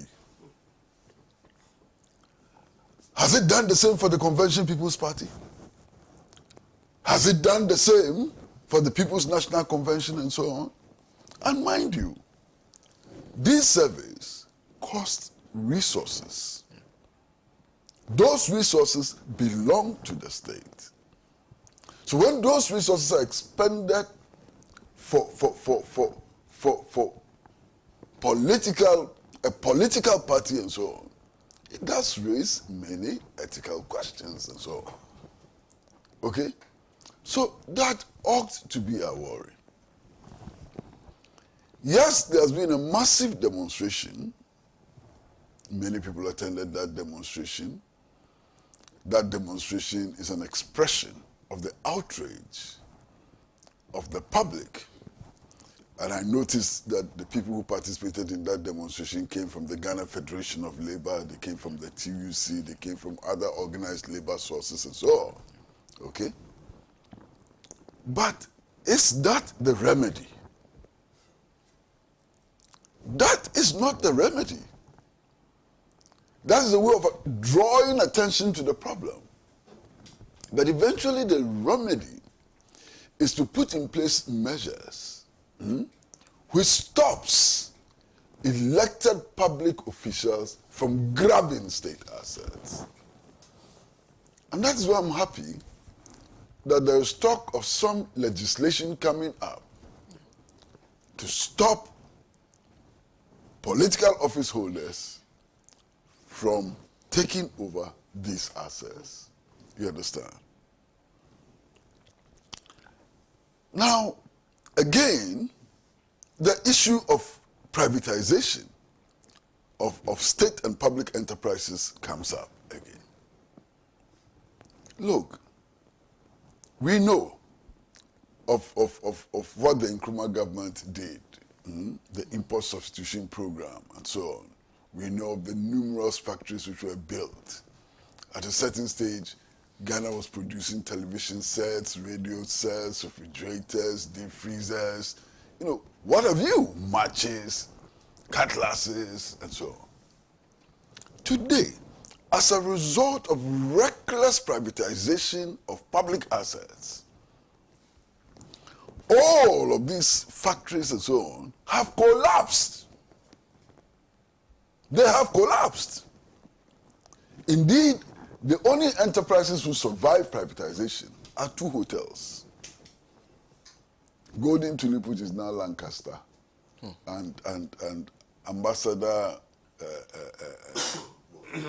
Moving Hotel. So clearly, that argument that these enterprises thrive better in private hands has been destroyed a long time ago. You understand? That argument is no longer tenable. It's been destroyed. In any case, the hotels listed for sale, from the records, from the evidence, are not doing that badly. Okay. And if you're selling them because they're not being properly managed, how do you resolve a problem of mismanagement? By selling? I mean, you are saying that SSNIT itself, the stakeholders in SSNIT, including organized labor and so on, the state machinery cannot find managers for a hotel like Labadi Beach Hotel? You mean the whole government structure cannot find people who manage Labadi Beach Hotel? Now, if they cannot manage Labadi Beach Hotel, can they manage Jubilee House? What can they manage if they cannot manage Labadi Beach Hotel? That's a problem. I do hope, and I have confidence, that this struggle will ultimately lead to a sanitization of ownership and management of these public institutions, which would ultimately lead to the benefit of the working people of this country. Just what we are talking about, essentially,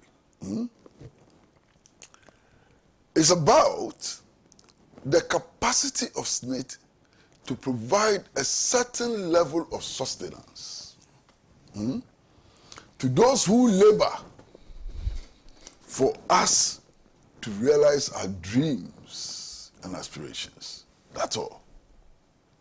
Look, I contributed to SSNIT in the early part of my life. I worked in the public service, I worked in the civil service, and so on. Contributed to SSNIT. Way up to 1987 or thereabouts. And I decided to check on my benefits recently. You know, it's less than 10 cedis. Check. As in the monthly payments you make? No, total, cumulative benefit. Today, having started contributing to SSNIT in 1974, from 1974 all the way up to 1987.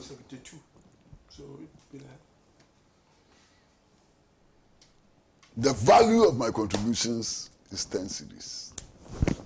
Less than 10 cedis, I think. I decided to forget about it. It's not worth anything. So this is what we are talking about. You understand? This is what we are talking about. And I do not wish to make any more comments. Thank you. Thank you very much. So what I'll do is I'll go through a few comments that have been made by those of you who are watching us and listening to us before we move on to the next discussion.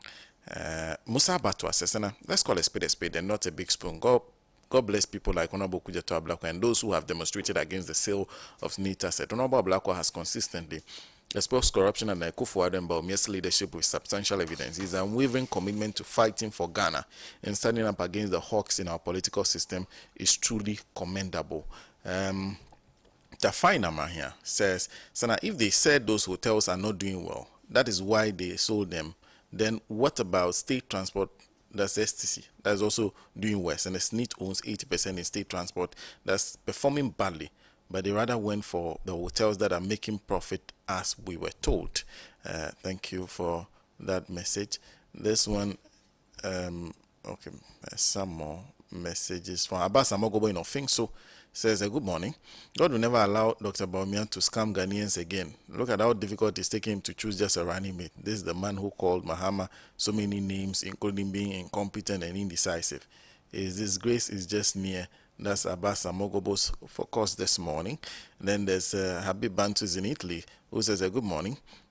If Brian Ichampo has so much money to buy SSNIT hotels, why don't he go somewhere else and build new hotels like Ross City? Conflict of interest and state capture is the order of the day under the mother serpent of corruption. It's only in Ghana, when you fight corruption, it fires back at you. President Akufo-Addo and Bawumia government shall go down in history as the most corrupt government in Ghana ever had. We remember how Akufo-Addo added $800 million to the Ameri deal, if not for the vigilance of the NDC in Parliament. We shall never forget PDS and the wanton grabbing of state lands, including Cecilia Dapa's money in her bedroom. 2024 elections is an opportunity to put this corrupt government out of power and reclaim everything stolen from us Ghanaians. GM come and rescue us. We can't breathe. Beep sent that. There's Angelo who says, as an individual and at this stage, I think I need some vigorous education. What is it that is in state assets that MPP politicians always desire to subvert to themselves? Ghana still has empty beaches, and well-wishers who wanted to invest can go and acquire and do same, as the government did in the case of La Beach Hotel and others. I still don't know what the interests really are. That's Angelo who sent that one. Prince Henry Kofoidua says, in fact, Nana Akufo-Addo, aka the mother serpent of corruption, doesn't respect Ghanaians at all, because if he does, I don't think he would sanction this Onchendi SML deal again. The only way to seek accountability from the MP government led by Nana Bawumia is by voting them out. Thank you very much for that message. Davisana says, good morning. In discussions on the mafia acquisition of state hotels by Brian Ichampo, are you also thinking about the fact that he could well be acting as a front for, he mentions the president and Achim Mafia? Let's shine our eyes. So this has come up consistently in most of the comments I'm seeing this morning. In fact, one of the things you can easily do is, I dare you to just pick an Uber or a taxi and let the driver drive you around Cantonese and be asking the driver, who owns this? Who owns this? you see the names they mention. You'll be amazed at the kind of information that people share with you when you are sitting in a car not saying anything. They are telling you who is building this, who is building that, who is pulling this down to build this, who this belongs to, who that belongs to, around, especially the cantonments area. It's amazing. We'll move on to a separate discussion. Just a quick one. Because Uncle Kwesi mentioned something about the performance of the hotels. Yeah. You may have a company that has a good P&L, which bottom line is positive, but has a very bad cash flow. And you may have a hotel that also have a negative bottom line. I mean, the profits are not looking good, but a very strong cash flow, liquid cash to take on opportunities and all that. So even with that, it comes back to the same management. Okay, thank you. Is that important? No, I'm saying that it comes back to the management, that you put a good management and you have the good results. Yes, but so the situation is actually to do with management and not the sale. Please. What you're saying, as far as I'm concerned, and I'm sorry to say that, is completely irrelevant in this discussion. Completely, and you know that. We are saying that no matter what, whether the company is doing well or is not doing well, the people we elected to look after our interests should not leave office with those properties in their back pocket. That's the bottom line. That I agree with. So the argument you are making is totally irrelevant. That I agree with. But that is not to say. That is not to say that if we would have the opportunity to make more as a nation by selling, we shouldn't.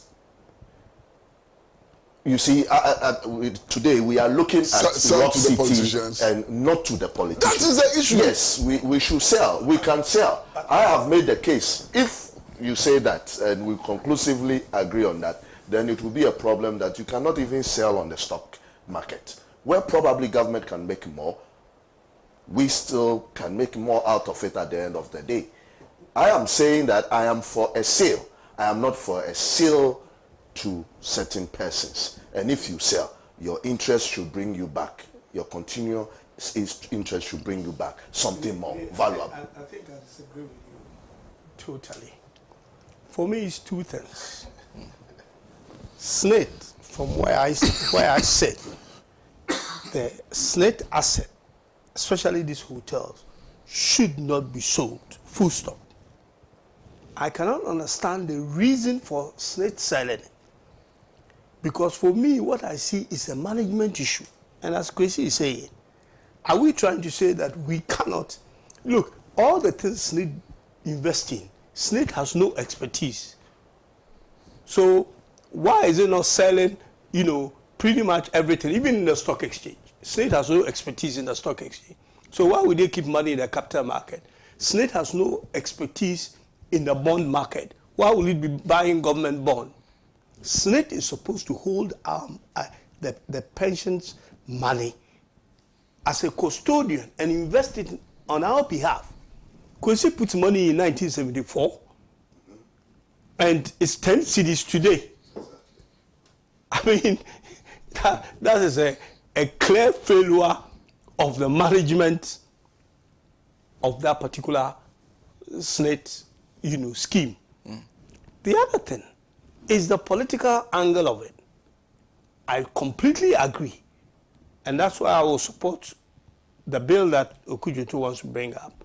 Whatever has happened in the past, and it's probably happened on both sides, going forward, because of the abuse, as I said, I believe that's from independence, from Nkrumah's time. I believe that people, government officials, civil servants have been buying parcels of land to build their house. At that time, it wasn't a problem, it wasn't alarming. We have not seen what we've seen today.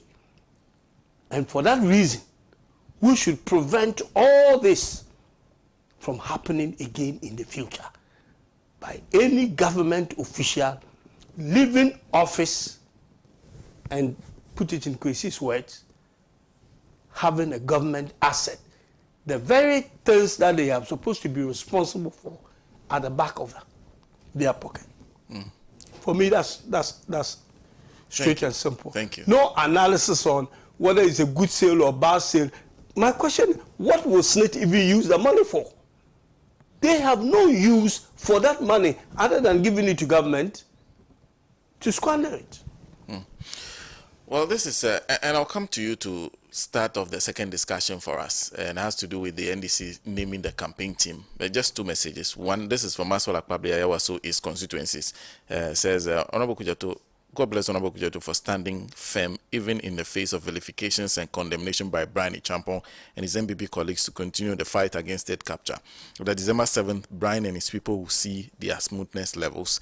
This one is coming from Nanka Bruce, Cape Coast, who says, in fact, I'm shocked at the Akufo-Addo government selling state properties and state lands across the length and breadth of the country to give themselves. It's like when they die, they will take it along to their grace. But Sana, I was very happy when I heard His Excellency John Mahama saying, quote, the Akufo-Addo and Bawumia is disposing of state lands and properties at an unprecedented rate. When elected, my administration will prioritize the investigation and repossession of these lands. Sends greetings to Honorable Ricketts. Honorable, so the NDC this week named a campaign team. In fact, they have a campaign team, they have a steering committee. If you look through the campaign team, no member of parliament was named, none at all. It was only Richard Koshiga who is actually coordinating the parliamentary campaigns. They have, I think, the national organizer who is in charge of regional campaigns. Honorable Fifi Avikoite, who is the general secretary of the party, is the national coordinator of a campaign. They have a flag bearers campaign, which is led by Professor Joshua Alabi, and then they have a running mate campaign, which is also led by Mr. Alesek Befia. So that's the structure they've put out. Honorable, start off the discussion for us on the campaign team. Please, you have 10 minutes. Yeah, probably we need 5. I don't actually see the issue that people are talking about. For me, first of all, I must commend the party for making progress, towards an effective campaign. We've done things step by step, and we've got to a point where we have to put our campaign team together, manifesto follows, and then we are good to go. We have vice running mate in place and all that. And that's commendable. Look at that, we are in the middle part of the year, exactly 6 months, to go. And nothing surprises me in this. You would expect the party to have a campaign team. You would expect the president to have a campaign team. You would expect His Excellency Nana Akufo-Addo to have a campaign team. You will not expect that members of parliament will necessarily be part of the campaign team. Look, if all of us, and most of the members of parliament are actually running for their seats and to win the president an election in their constituencies, if we should all go out there, members of parliament and the parliamentary candidate, the PCs, we are all now PCs, if we should all go out there and campaign for the president, John Dramani Mahama, and ourselves, we probably wouldn't need a campaign team. If we should win in all our various constituencies that we are contesting, parliamentary and presidential, the campaign team actually would be irrelevant, wouldn't be needed. So I don't expect to burden parliamentary candidate with being part of the campaign team. In fact, the people who are in the campaign team cannot work with anyone except the parliamentary candidate, because they are what's the campaign team for? To campaign in all the 275 constituencies in the country, and all of them have parliamentary candidates on the side of the NDC. Some are MP, some are coming up. So the beauty of this is that you realize that those who are the key people who are managing JM, the president, are also part of the party campaign team, as Professor Joshua Alabi. The same thing with Auntie Nana, as I call her, team.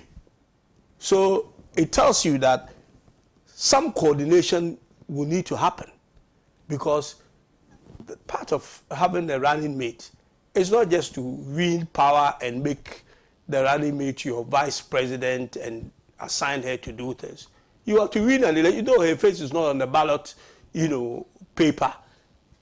She's supposed to help the president or the incoming president to campaign across the country, which he probably will not be able to do on his own, in the last 6 months. So she will be able to take part of the country, and His Excellency John Dramani Mahama will also take part of the country to campaign. So they will all need their own team to be able to coordinate their travels and activities crisscrossing the nation. Same with His Excellency John Dramani Mahama. And the party will also be doing the same. But if you don't coordinate it, that's where you will have a problem. Because you should, at all times, after they have, this becomes a division of labor.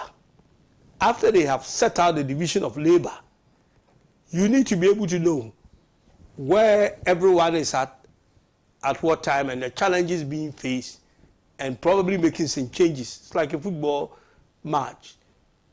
You need to maybe move people from positions, different positions, to play in other positions. And I am happy. Of course, Honorable Atuforsen is in there, in the party's campaign team, obviously as the leader of the minority, so that we in Parliament can also coordinate with the campaign structures that's been set up, by the party. So, to be honest with you, I was not expecting my name to be in the campaign team, either at national or at the presidential level, because I have a job to execute for His Excellency John Dramani Mahama for the party, and that is to win Cape Coast South in the presidential and parliamentary election.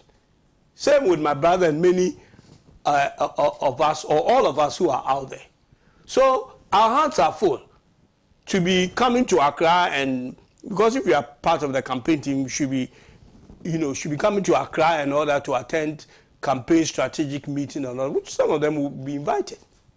We have Honorable Atuforsen, who will be part of some of these meetings and will be able to convey to us any strategic, moves or changes that are going on. So for me, it's well, maybe you say nothing is perfect. It is near perfect structure that we have at the moment. And we are good to go. You just have to put the manifesto in, and we are ready to go. So I am quite happy, and I am extremely happy. I mean, I'm the caucus chair of the Central Region. So I already have a responsibility of winning my own constituency, presidential and parliamentary, and also supporting my colleagues, PCs, not only the members of parliament, the PCs across the 22, if you take mine out, constituencies in the region, to win the election. So the layers have been put in place, and the pyramid has been built.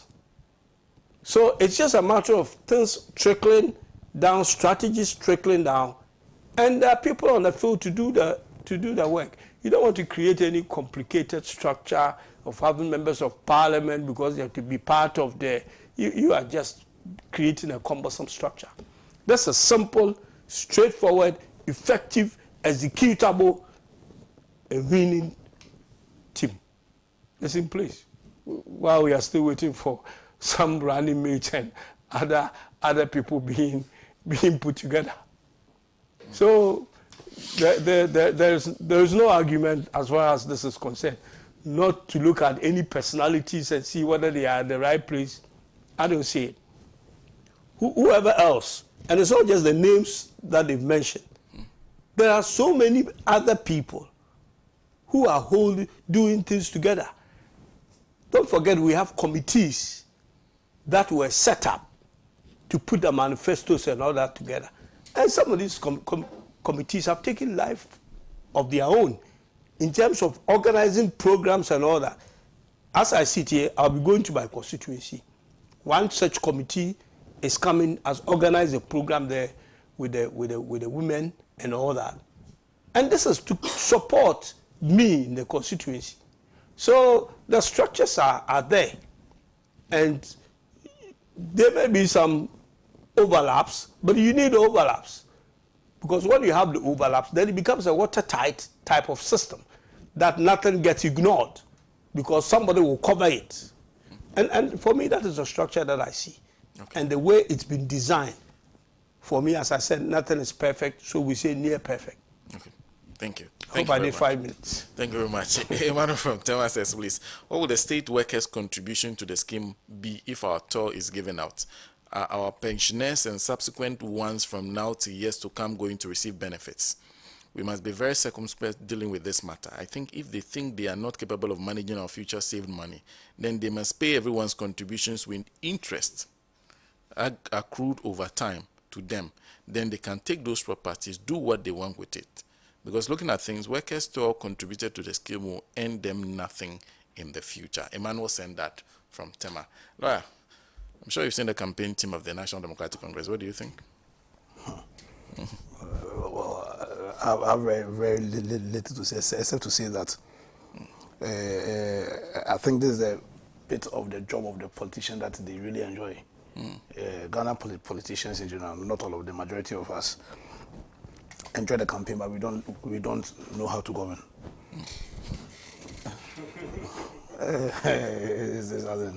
We enjoy the campaign, the razzmatazz, the going around, but then when it comes to the nitty-gritties of delivering governance that will uplift the general lives of the people, we are seriously found wanting. For me, see, the interesting bit of the NDC's campaign team is not necessarily on the team. I'm not part of the NDC, so I wouldn't know the individual strength of the members in terms of selling one Jomama and then selling his message, because essentially that's the tax. Their tax is to sell the person of Jomama as being capable of leading, especially after he was rejected massively by Ghanaians in 2016. Because my personal view is that, and I think I'll say it again, and then one thing that has helped Jomama, because honestly speaking, in 2016 when Mama lost the election and the manner in which he lost the election, I thought his political career was over, to be honest with you personally. But what has helped Mama is the unbelievable extent of failure of Nana Akufo-Addo and his mate, who wants us to give him the steer. But we won't give him the steer. That's what has helped, in my view, is helping Mama, because clearly, in my view, as much as I felt that between when he became president, he didn't do much. He didn't give the kind of leadership that is required to transform this country. I say without any fear and any doubt that he's much better. He was much better than the kind of leadership Nanado is giving us. But collectively, when I consider the way we do politics in this country in general, the only conclusion I come to, and that's why, and I think that's why there seems to be a lack of euphoria and excitement going to the 2024 elections, is the fact that, and I'm very convinced in my mind, the majority of politicians, not all, but majority of the politicians we've seen right now, they enjoy the campaign, the running, but they don't know how to. And then this is born out of also the weaknesses in our political parties. Because one of the key functions of a political party really is to find and identify credible people who can give leadership that will transform the nation. Because ultimately, both MPP, NDC's constitution, or the other political parties, certainly for the Honorable Lanchaman and why some of us are joining, that the purpose of all political parties is to lead to the ultimate transformation of the country. That's also every decision you take as a political party, in terms of who you are going to sponsor, because really they are going to sponsor. That's what they do. They sponsor. They have the power to build public opinion, mobilize public opinion, lead discuss, but the focus, the purpose ultimately should be, whether it's in choosing who you sponsor whether it's in how you mobilize public opinion, whatever a political party does, the focus ultimately has to be how does it help in our agenda to transform the country. And I think that the political parties have failed in that regard, both the MPP and the NDC, especially the MPP, but also the NDC, in that I believe strongly that both parties have talented people. Both parties, as in, I've never bought, even when I was in the MPP, I've never bought that idea from the MPP that seemed to suggest that anybody in the NDC was rubbish, as in it can't be possible. Because really what was dividing them, or ought to have divided them, was a difference in ideas. But then the parties are all united in their object of transforming the country. So I've always believed that the NDC also has talented people who can transform the country. The question is whether or not the party is strong and the strategies are strong enough to identify those people and then project them. I think that's where I think the political parties have failed, because one of the biggest sins the MPP has done was to sit down and allow somebody like Nanado to lead us. And he having led us to also sit down and watch on aloof and allow him, give him the free rein to destroy or bring our democracy to an extent where right now its survival is even is discussed. You get a picture. Yeah. Also, right now political parties instead are interested in vile propaganda. Because on Thursday, I couldn't believe that one of the biggest newspapers in this country, linked up, will bring up the issue of Haruna and Muntaka, why they have not been added. And you could see clearly exactly where they were going to fuel, in my view, a real unnecessary propaganda that there is a rift between them and then but you see, you can understand why they do that, because, like I said, our politicians are really interested in how to get the power, but they have very little regard to delivering a governance that's exposing our whole country to a potential of the benefits of the system we have chosen, which in my view is the surest system to protect the purpose of what government should be, which is to protect our liberties, our lives, and our individual pursuit of our happiness. So yes, they've done well. At least they've brought up with a campaign team. Like I'm saying, somebody saying he's struggling to even choose his running mate. So at least they have brought up their campaign team. It's interesting was that I think they have 3 campaign teams. The party itself has its campaign team. The candidate himself has his own team, and then and for me, it seems to suggest that as he wasn't. So yes, I know that they're all campaigning for His Excellency Jomama, maybe because of the danger of the misinformation that's in our system and how it's hindering our ability to transform. And a lot of Ghanaians are of the impression that really, when they are going to vote, they are going to vote for the political party. I've had conversations with certain people in the MPP. I'll mention their names, who tell me clearly that they know that His Excellency Dr. Bawumia can't do the job.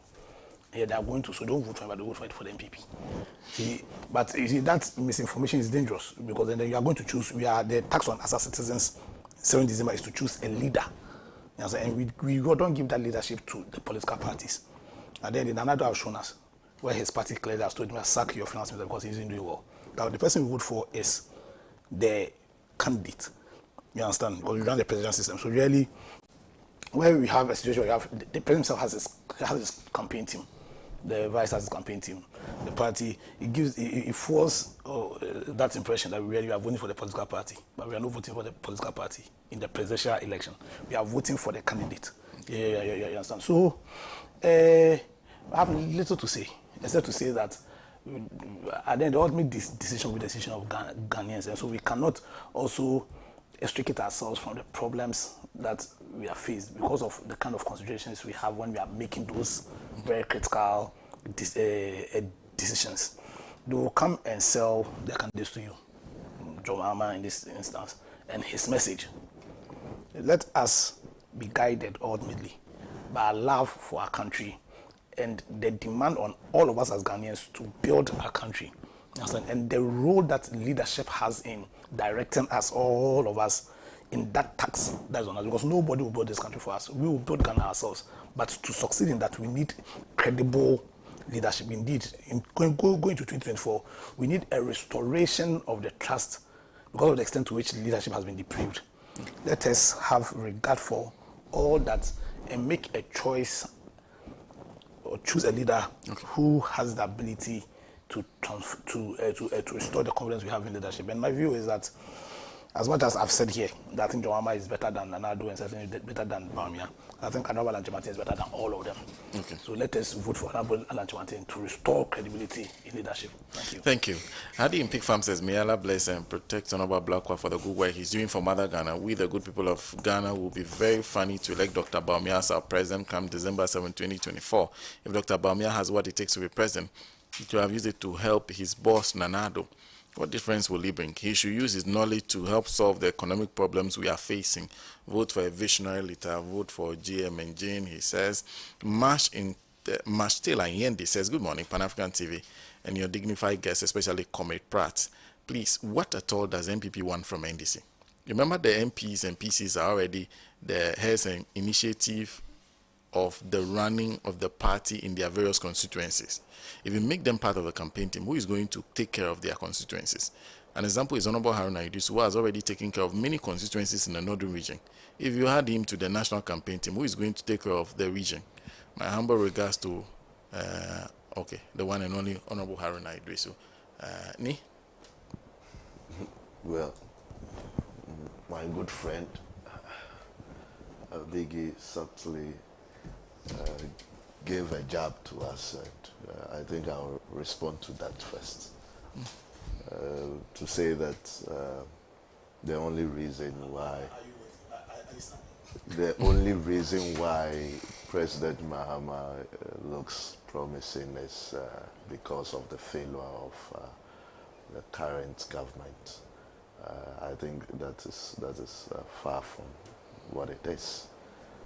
President Mahama is campaigning on the history of what he did, his legacy, and what he's offering going forward in the future. And I think that is very clear to everybody. And those records can be put to test in any circumstance, and he will still stand tall. That should be made very clear. He's not campaigning based on the failures of this government. The failures of this government belongs to this government. What the NDC is going to campaign on is what he did during his tenure. Good or bad, what he did is for everybody to judge. And we can't attest to the fact of what he did today, that most of them have come to be of great benefit to the people of Ghana. So I need to take that away first. Now, I think we've done something very good with this campaign team selection. Either you would have the flag bearer having his team, his campaign team, that seems to be controlling affairs. Then you have the national executive having some parallel campaign team, which is not so recognized, and all kind of things happens, and it looks like the people close to the flag bearer controls basically everything and all that. You have the issues of finances and all that, who is in charge of what and all that. I think that the way it has been structured this time around, it will bring some synergy into the entire campaign that we intend to wage going forward. So that's for me a very good plus. What is there for us to know is that at the end of the day, it's not the I's, it's the T's. It's the team that you build. Once we are able to build a team all the way down to the various constituencies, and we get the right synergies within those teams, I think that is what would ultimately pay off for us as a party. And so this is a good step. Let's see how it will work. It depends on how everybody plays his role in a team, knowing that a lower shoulder will only make way for someone to push through and break our front. and all that. With this, I think we don't need to say much about it. I think this will be the first time we've put such a team together. The other issues are, not everybody can get onto the campaign team. Yes, you can talk of certain qualities, of certain persons that probably are needed. But that does not mean that because of the way it has been set, they are not involved. In fact, I believe that if you are not even mentioned, that is what gives you the opportunity and the leverage to even do more without people having to focus on you. Most of these names, when they are mentioned, it also brings a lot of pressure on you. People believe that once you are mentioned in the campaign team, you have all the T-shirts, you have all the finances, they'll start knocking on your doors and all that. So, I mean, it's a huge relief for especially the MPs who are close to the people on the ground and all that. Just imagine being the caucus head of Central Region and again being part of the campaign team. I mean, his house will become the campaign house for the whole region. And I don't think that pressure can be sustained by Honorable. So I think this is something good. We should make it work. Because the moment it does not work, then it means we have to go back to probably the whole system, keep trying something else and all that. But I think this is something which will work, and I pray it works. Thank you. Thank you very much. Let me just read some Ambassador Sampiale's comment. How can MPs be made members of the national campaign teams when they have their own seats to win to go back to parliament? Don't buy into MPP's mischievous agenda if finding faults with everything the NDC do. There are so many other things that other people are engaged in. Mr. Pratt? Because there's a lot of mischief in the air. And over the last month or two, I've observed, this mischief. And it's about people cooking up stories, faking letters and statements, and putting it on the web with the intention of creating discontent and so on. I mean, I was a victim, about 6 weeks ago, when a statement was attributed to me that I was complaining that NDC activists were after my blood and so on. And completely, absolutely fake. And then last week, there was this letter purportedly signed by His Excellency John Dramani Mahama announcing his cabinet, and so on. And the mischief was very clear. It was so very clear. The intention of that letter was clearly to sow seeds of discord, in the party and in the campaign. It was very clear, And then, of course, when the campaign team was announced, this whole thing about Haruna Idrisu and Muntaka being left out, I mean, the mischievous intent was so very clear. A campaign team is formed on the basis, of some criteria and so on. And how Haruna and Muntaka popped up as having been left out is so very strange and so on. But yet it was put out there, and fortunately, its mischief was cured very quickly, and didn't seem to make any impact at all. But Sana, I'll be honest, as I always try to be, there's a problem with the campaign team announced. It's a huge problem. You see, you take the running mate of President John Dramani Mahama, and she brings many things to the table.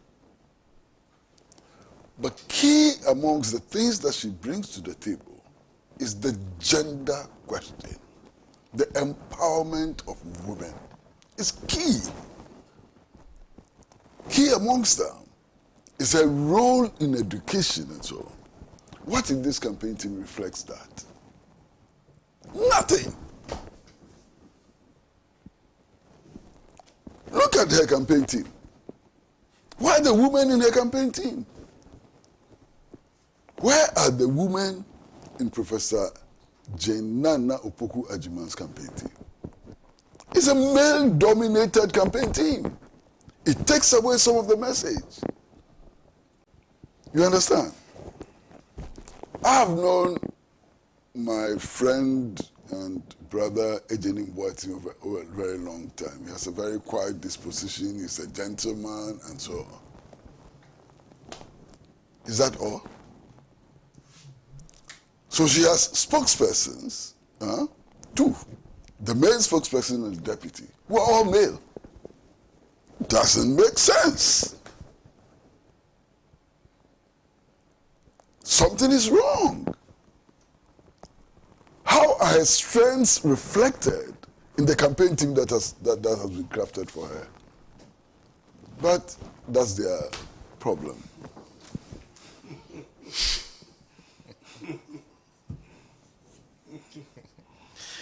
Yeah, that's an interesting landing. Thank you. It may be her call. Probably it may be. I don't intend to make any more comments. That is clear. It's clear. That's a valid. Because her campaign team should reflect her strengths. I don't see it. I don't think so. It can't be a call. Okay. Thank you. Thank you. Okay, so I think on the last matter of the growth that we see in the economy, if we can take some brief comments around to close the show, that would be a bad idea. Yeah. I cede my slot to Honorable Ricketts. I suspected that.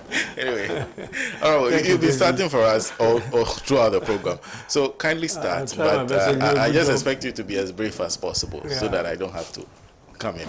Yeah. Yes. Okay, so having my own time and Chris's time, I'll try it, but I will keep it, simple and make it a way that, our people who are listening to us and watching us will actually understand. I mean, the problem with these economic and finance numbers is they throw them about and people, go to the market with them, and start jubilating and doing other things that most of the time are premature, only to later find out that what we were supposed to have achieved actually, is not exactly what we've been told. People ask, as soon as I remember somebody asking me, what does this mean? Economy is grown by, 4.7 in the first quarter of the year. What does that really mean? What has been measured? It measures the output of the economy. That is Ghana's economy, which is basically known as the GDP. This is just a headline figure. But when you look at the metrics of the numbers behind this, it's a lot of interpretation. And those are the things you need to look at, not just the headline, because the headline number is just an aggregation. So you can have negatives and positives and end up looking positive. It doesn't mean that, there's no hunger in the system. It doesn't mean that, cost of living is not high. It doesn't mean, that people are still not struggling to get jobs and all that. So there are 3 indicators that they use in measuring growth. So first of all, what I want to say is that this is much ado about nothing. And we should not celebrate with this, especially considering the difficulties that we've had as a country, or we still having, for the last 8 years, with COVID and Russia-Ukraine war and all the other things that, they blame this economy on. We are not out of the woods yet. And I keep saying this, that we are nowhere out of the woods. In fact, we will be going deeper into the woods before we'll probably see some light, somewhere. This figure is just measuring the economic output, the growth, year on year. So when you have a bad last year, as a result of your mismanagement and whatever, and somehow things are getting better for you, you could record a very high number as your first quarter number against the last quarter of 2023. So your number could look good. Yes, it's good number, it's heading in a positive direction, it is good news. But it also tells you that things were not really good in last quarter. So this is first quarter of 2024. The 4.7 is measured against the first quarter of 2023. That's what this is basically telling us. Okay. That we have done better in this quarter than we did in the last one. And we know the situation we were in the last quarter. Now, there's another, if you look at that figure they have, 4.7, against just last quarter, and that's the last quarter of 2023, that recorded, I believe, 1.2 or so. It tells you that the economy itself in nominal terms has gone up a bit. So let's say the economy was, Ghana's economy is not, if you look at it on a quarter basis, about, say, 51 billion Ghana cedis. So in the last quarter of 2024, we had like 48 billion. And in 2024 first quarter, we now have 51 billion.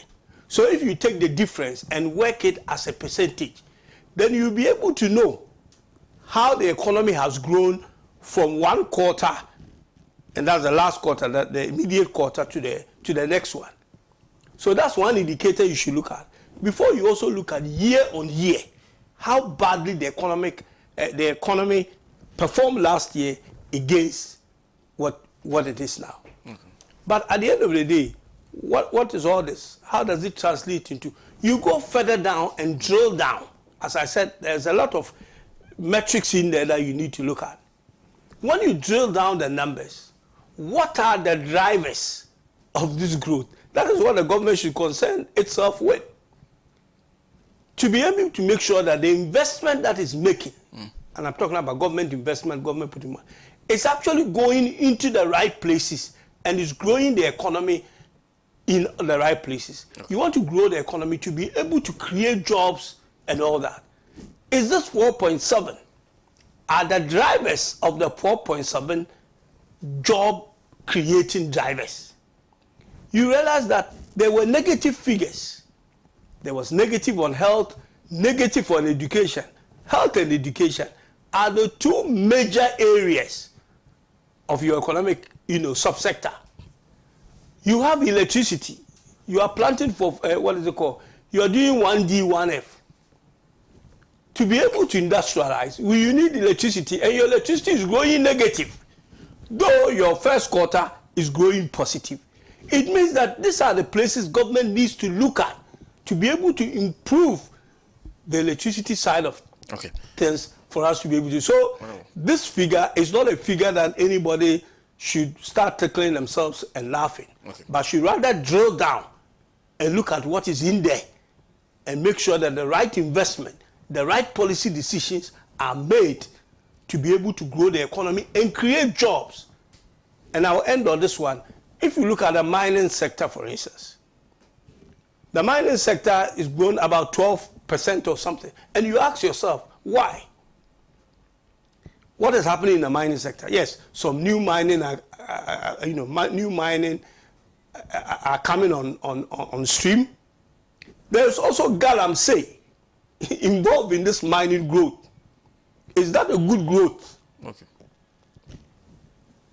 As against cocoa farms being destroyed for galamsey. Okay. So you are getting less growth in agriculture, more growth in mining. But the mining growth is not a good growth because it is destroying our cocoa farms, our forests, and all that to be able to achieve this. So you need to redirect the government investment in the right areas. So mining also mostly is in the hands of foreigners, apart from the Galamsey. So it doesn't bring a lot of benefits to the citizens of Ghana. So the economy may be growing, but it's not growing on the man on the street. Honorable, thank you. Thank you. There's certainly a lot to talk about, but time is not our friend. Ni, before I come to lawyer. Well, I think all we need to do is to just find the meaning of what growth actually is. Growth means that we have all earned more. Our output is more than it used to be. And that means that government should rake in more taxes. And employees and employers should be earning more. Those below the poverty line, a lot should actually break the poverty line and come out of the poverty line. I mean, a growth that does not ensure any of this, basically, it's not a growth. And I think Honorable has touched on that. What are the factors that actually led to this growth, and have we looked at the effect of inflation alone on the growth? I bet you that we may have to go in there and find out that the entire 4% belongs to inflation. And therefore, what is it about that? For me, I don't see anything for us to discuss. Thank you, Right. That's easy. One of the fundamental problems of this economy is the lack of credibility. I don't even trust the information they are valuable about. But I don't know why they are making so much noise about this. They're not telling us that about 7.8 million of our compatriots are said to be multidimensionally poor. It's not about coming to bundle 4.5. At the end of the day, everything is going down. We are going deeper into the woods, like Honorable said. So, listen, like I said, they want the power, they don't want to govern. The economy has lost credibility. Nobody wants to put their money in the economy. People are increasingly getting poor. Cost of living is skyrocketing. You understand? All the factors of the economy are in the negative, and because you are thinking about 2024 elections, you want to start throwing dust into the eyes of Ghanaians. On 7th December, come 2024, they'll see the state of the economy in how we vote. That's what I see. Thank you. Just 30 seconds. You know, I mean, this whole thing about growth in the economy and so on. You can't pay your debts. You have suspended the payment of your debts. Prices are skyrocketing. Inflation. One tomato is 10 cedis. And then you say growth 4.7. What does that mean? That's a fact. Thank you. Thank you. Thank you very much. This tomato matter is another matter on its own. Yes. 1, 2, 3, 4, 5, 6, 7, 8, 9, 10 cities. And you say growth. Thank you. Let me say, okay, so condolences to the family of Foster Opare. Foster Opare was the longest serving driver at Radio Gold, passed on about a month or two ago. We are burying him today at this hometown of Kitasi. Condolences to the entire family. On behalf of Radio Gold and also on my own personal behalf, condolences to the family. And then a happy birthday to Archbishop David Kwatelai Kote. I hope I got that name right. The Archbishop David Kwatelai Kote. Happy birthday to you. And also happy birthday to the lovely Madam Eugenia Lai Saki in the UK. Happy birthday to you. Well, we are done for today, and thank you very much for making time to join us on today's show, the Mother of All Talk Shows, Alhaji and Alhaji. We're live from the Alhaji for Dr. Kwame Nkrumah studio of Pan African Television. As always, it's a pleasure to see Kleptocracy Jr., who is the General Secretary of the Socialist Movement of Ghana. I always say that because that is his major dedication this time around to propagating socialism as the best way to get Africa out of the difficulties we are confronted with. Wonderful to see him this morning, and always wonderful to see lawyer Apia Dankwa in the studio.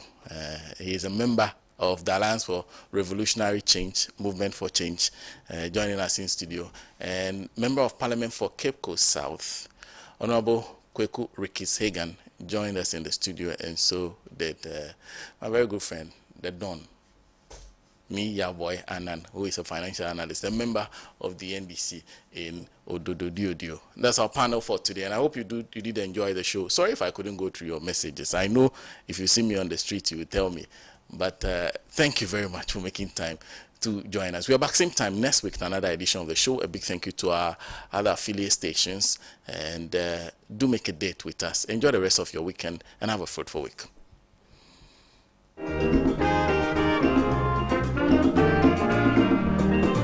He has labored, he has suffered to lead his people into the land of freedom. He is the Redeemer.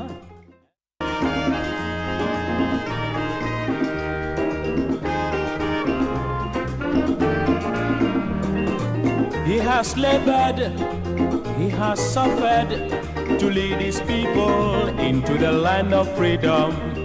He is the Redeemer.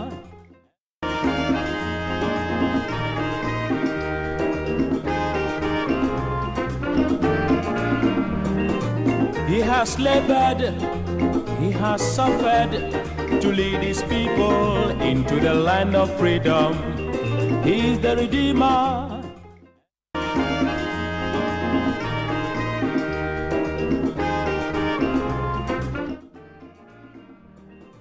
He has labored, he has suffered to lead his people into the land of freedom.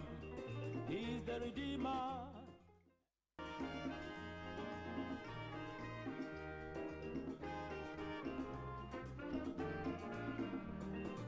He has labored, he has suffered to lead his people into the land of freedom. He is the Redeemer.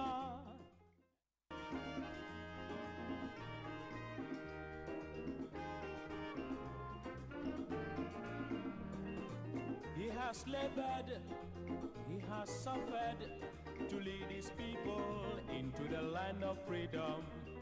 He is the Redeemer.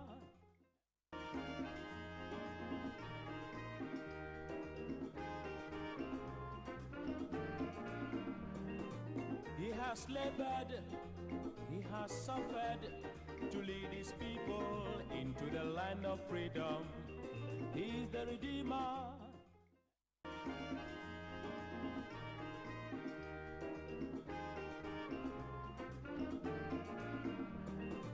He has labored, he has suffered to lead his people into the land of freedom. He is the Redeemer.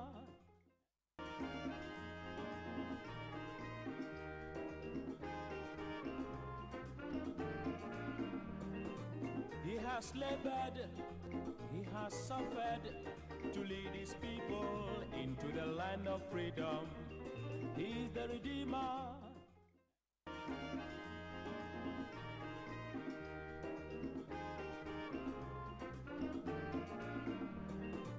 He has labored, he has suffered to lead his people into the land of freedom. He is the Redeemer.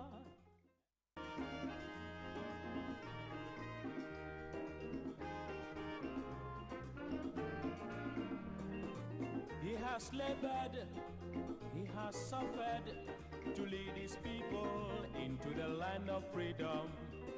He is the Redeemer.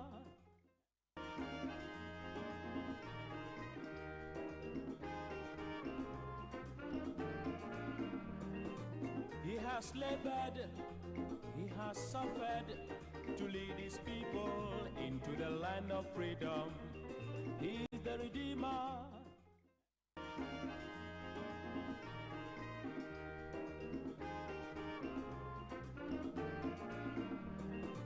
He has labored, he has suffered to lead his people into the land of freedom.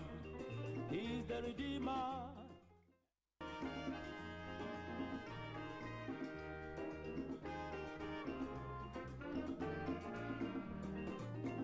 has labored, he has suffered to lead his people into the land of freedom. He is the Redeemer.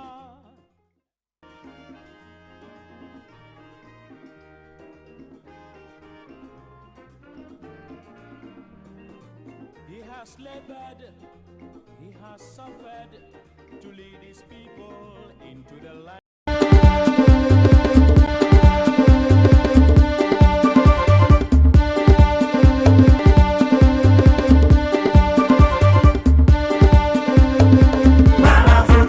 Truly African. Ha! How can we have some local fast?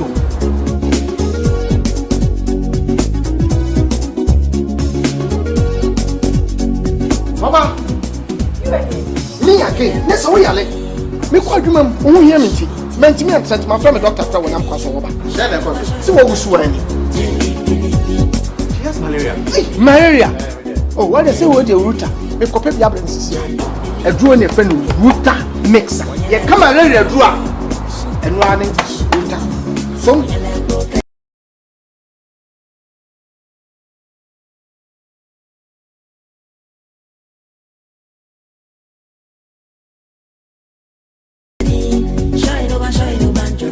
and the draw ku abaso body ase wabo ruta mixture abaso ruta natural products nduane ne ruta mixture ya yedi kutia atiri ruta tonic and the ruta life wa ehuru e feel srade bone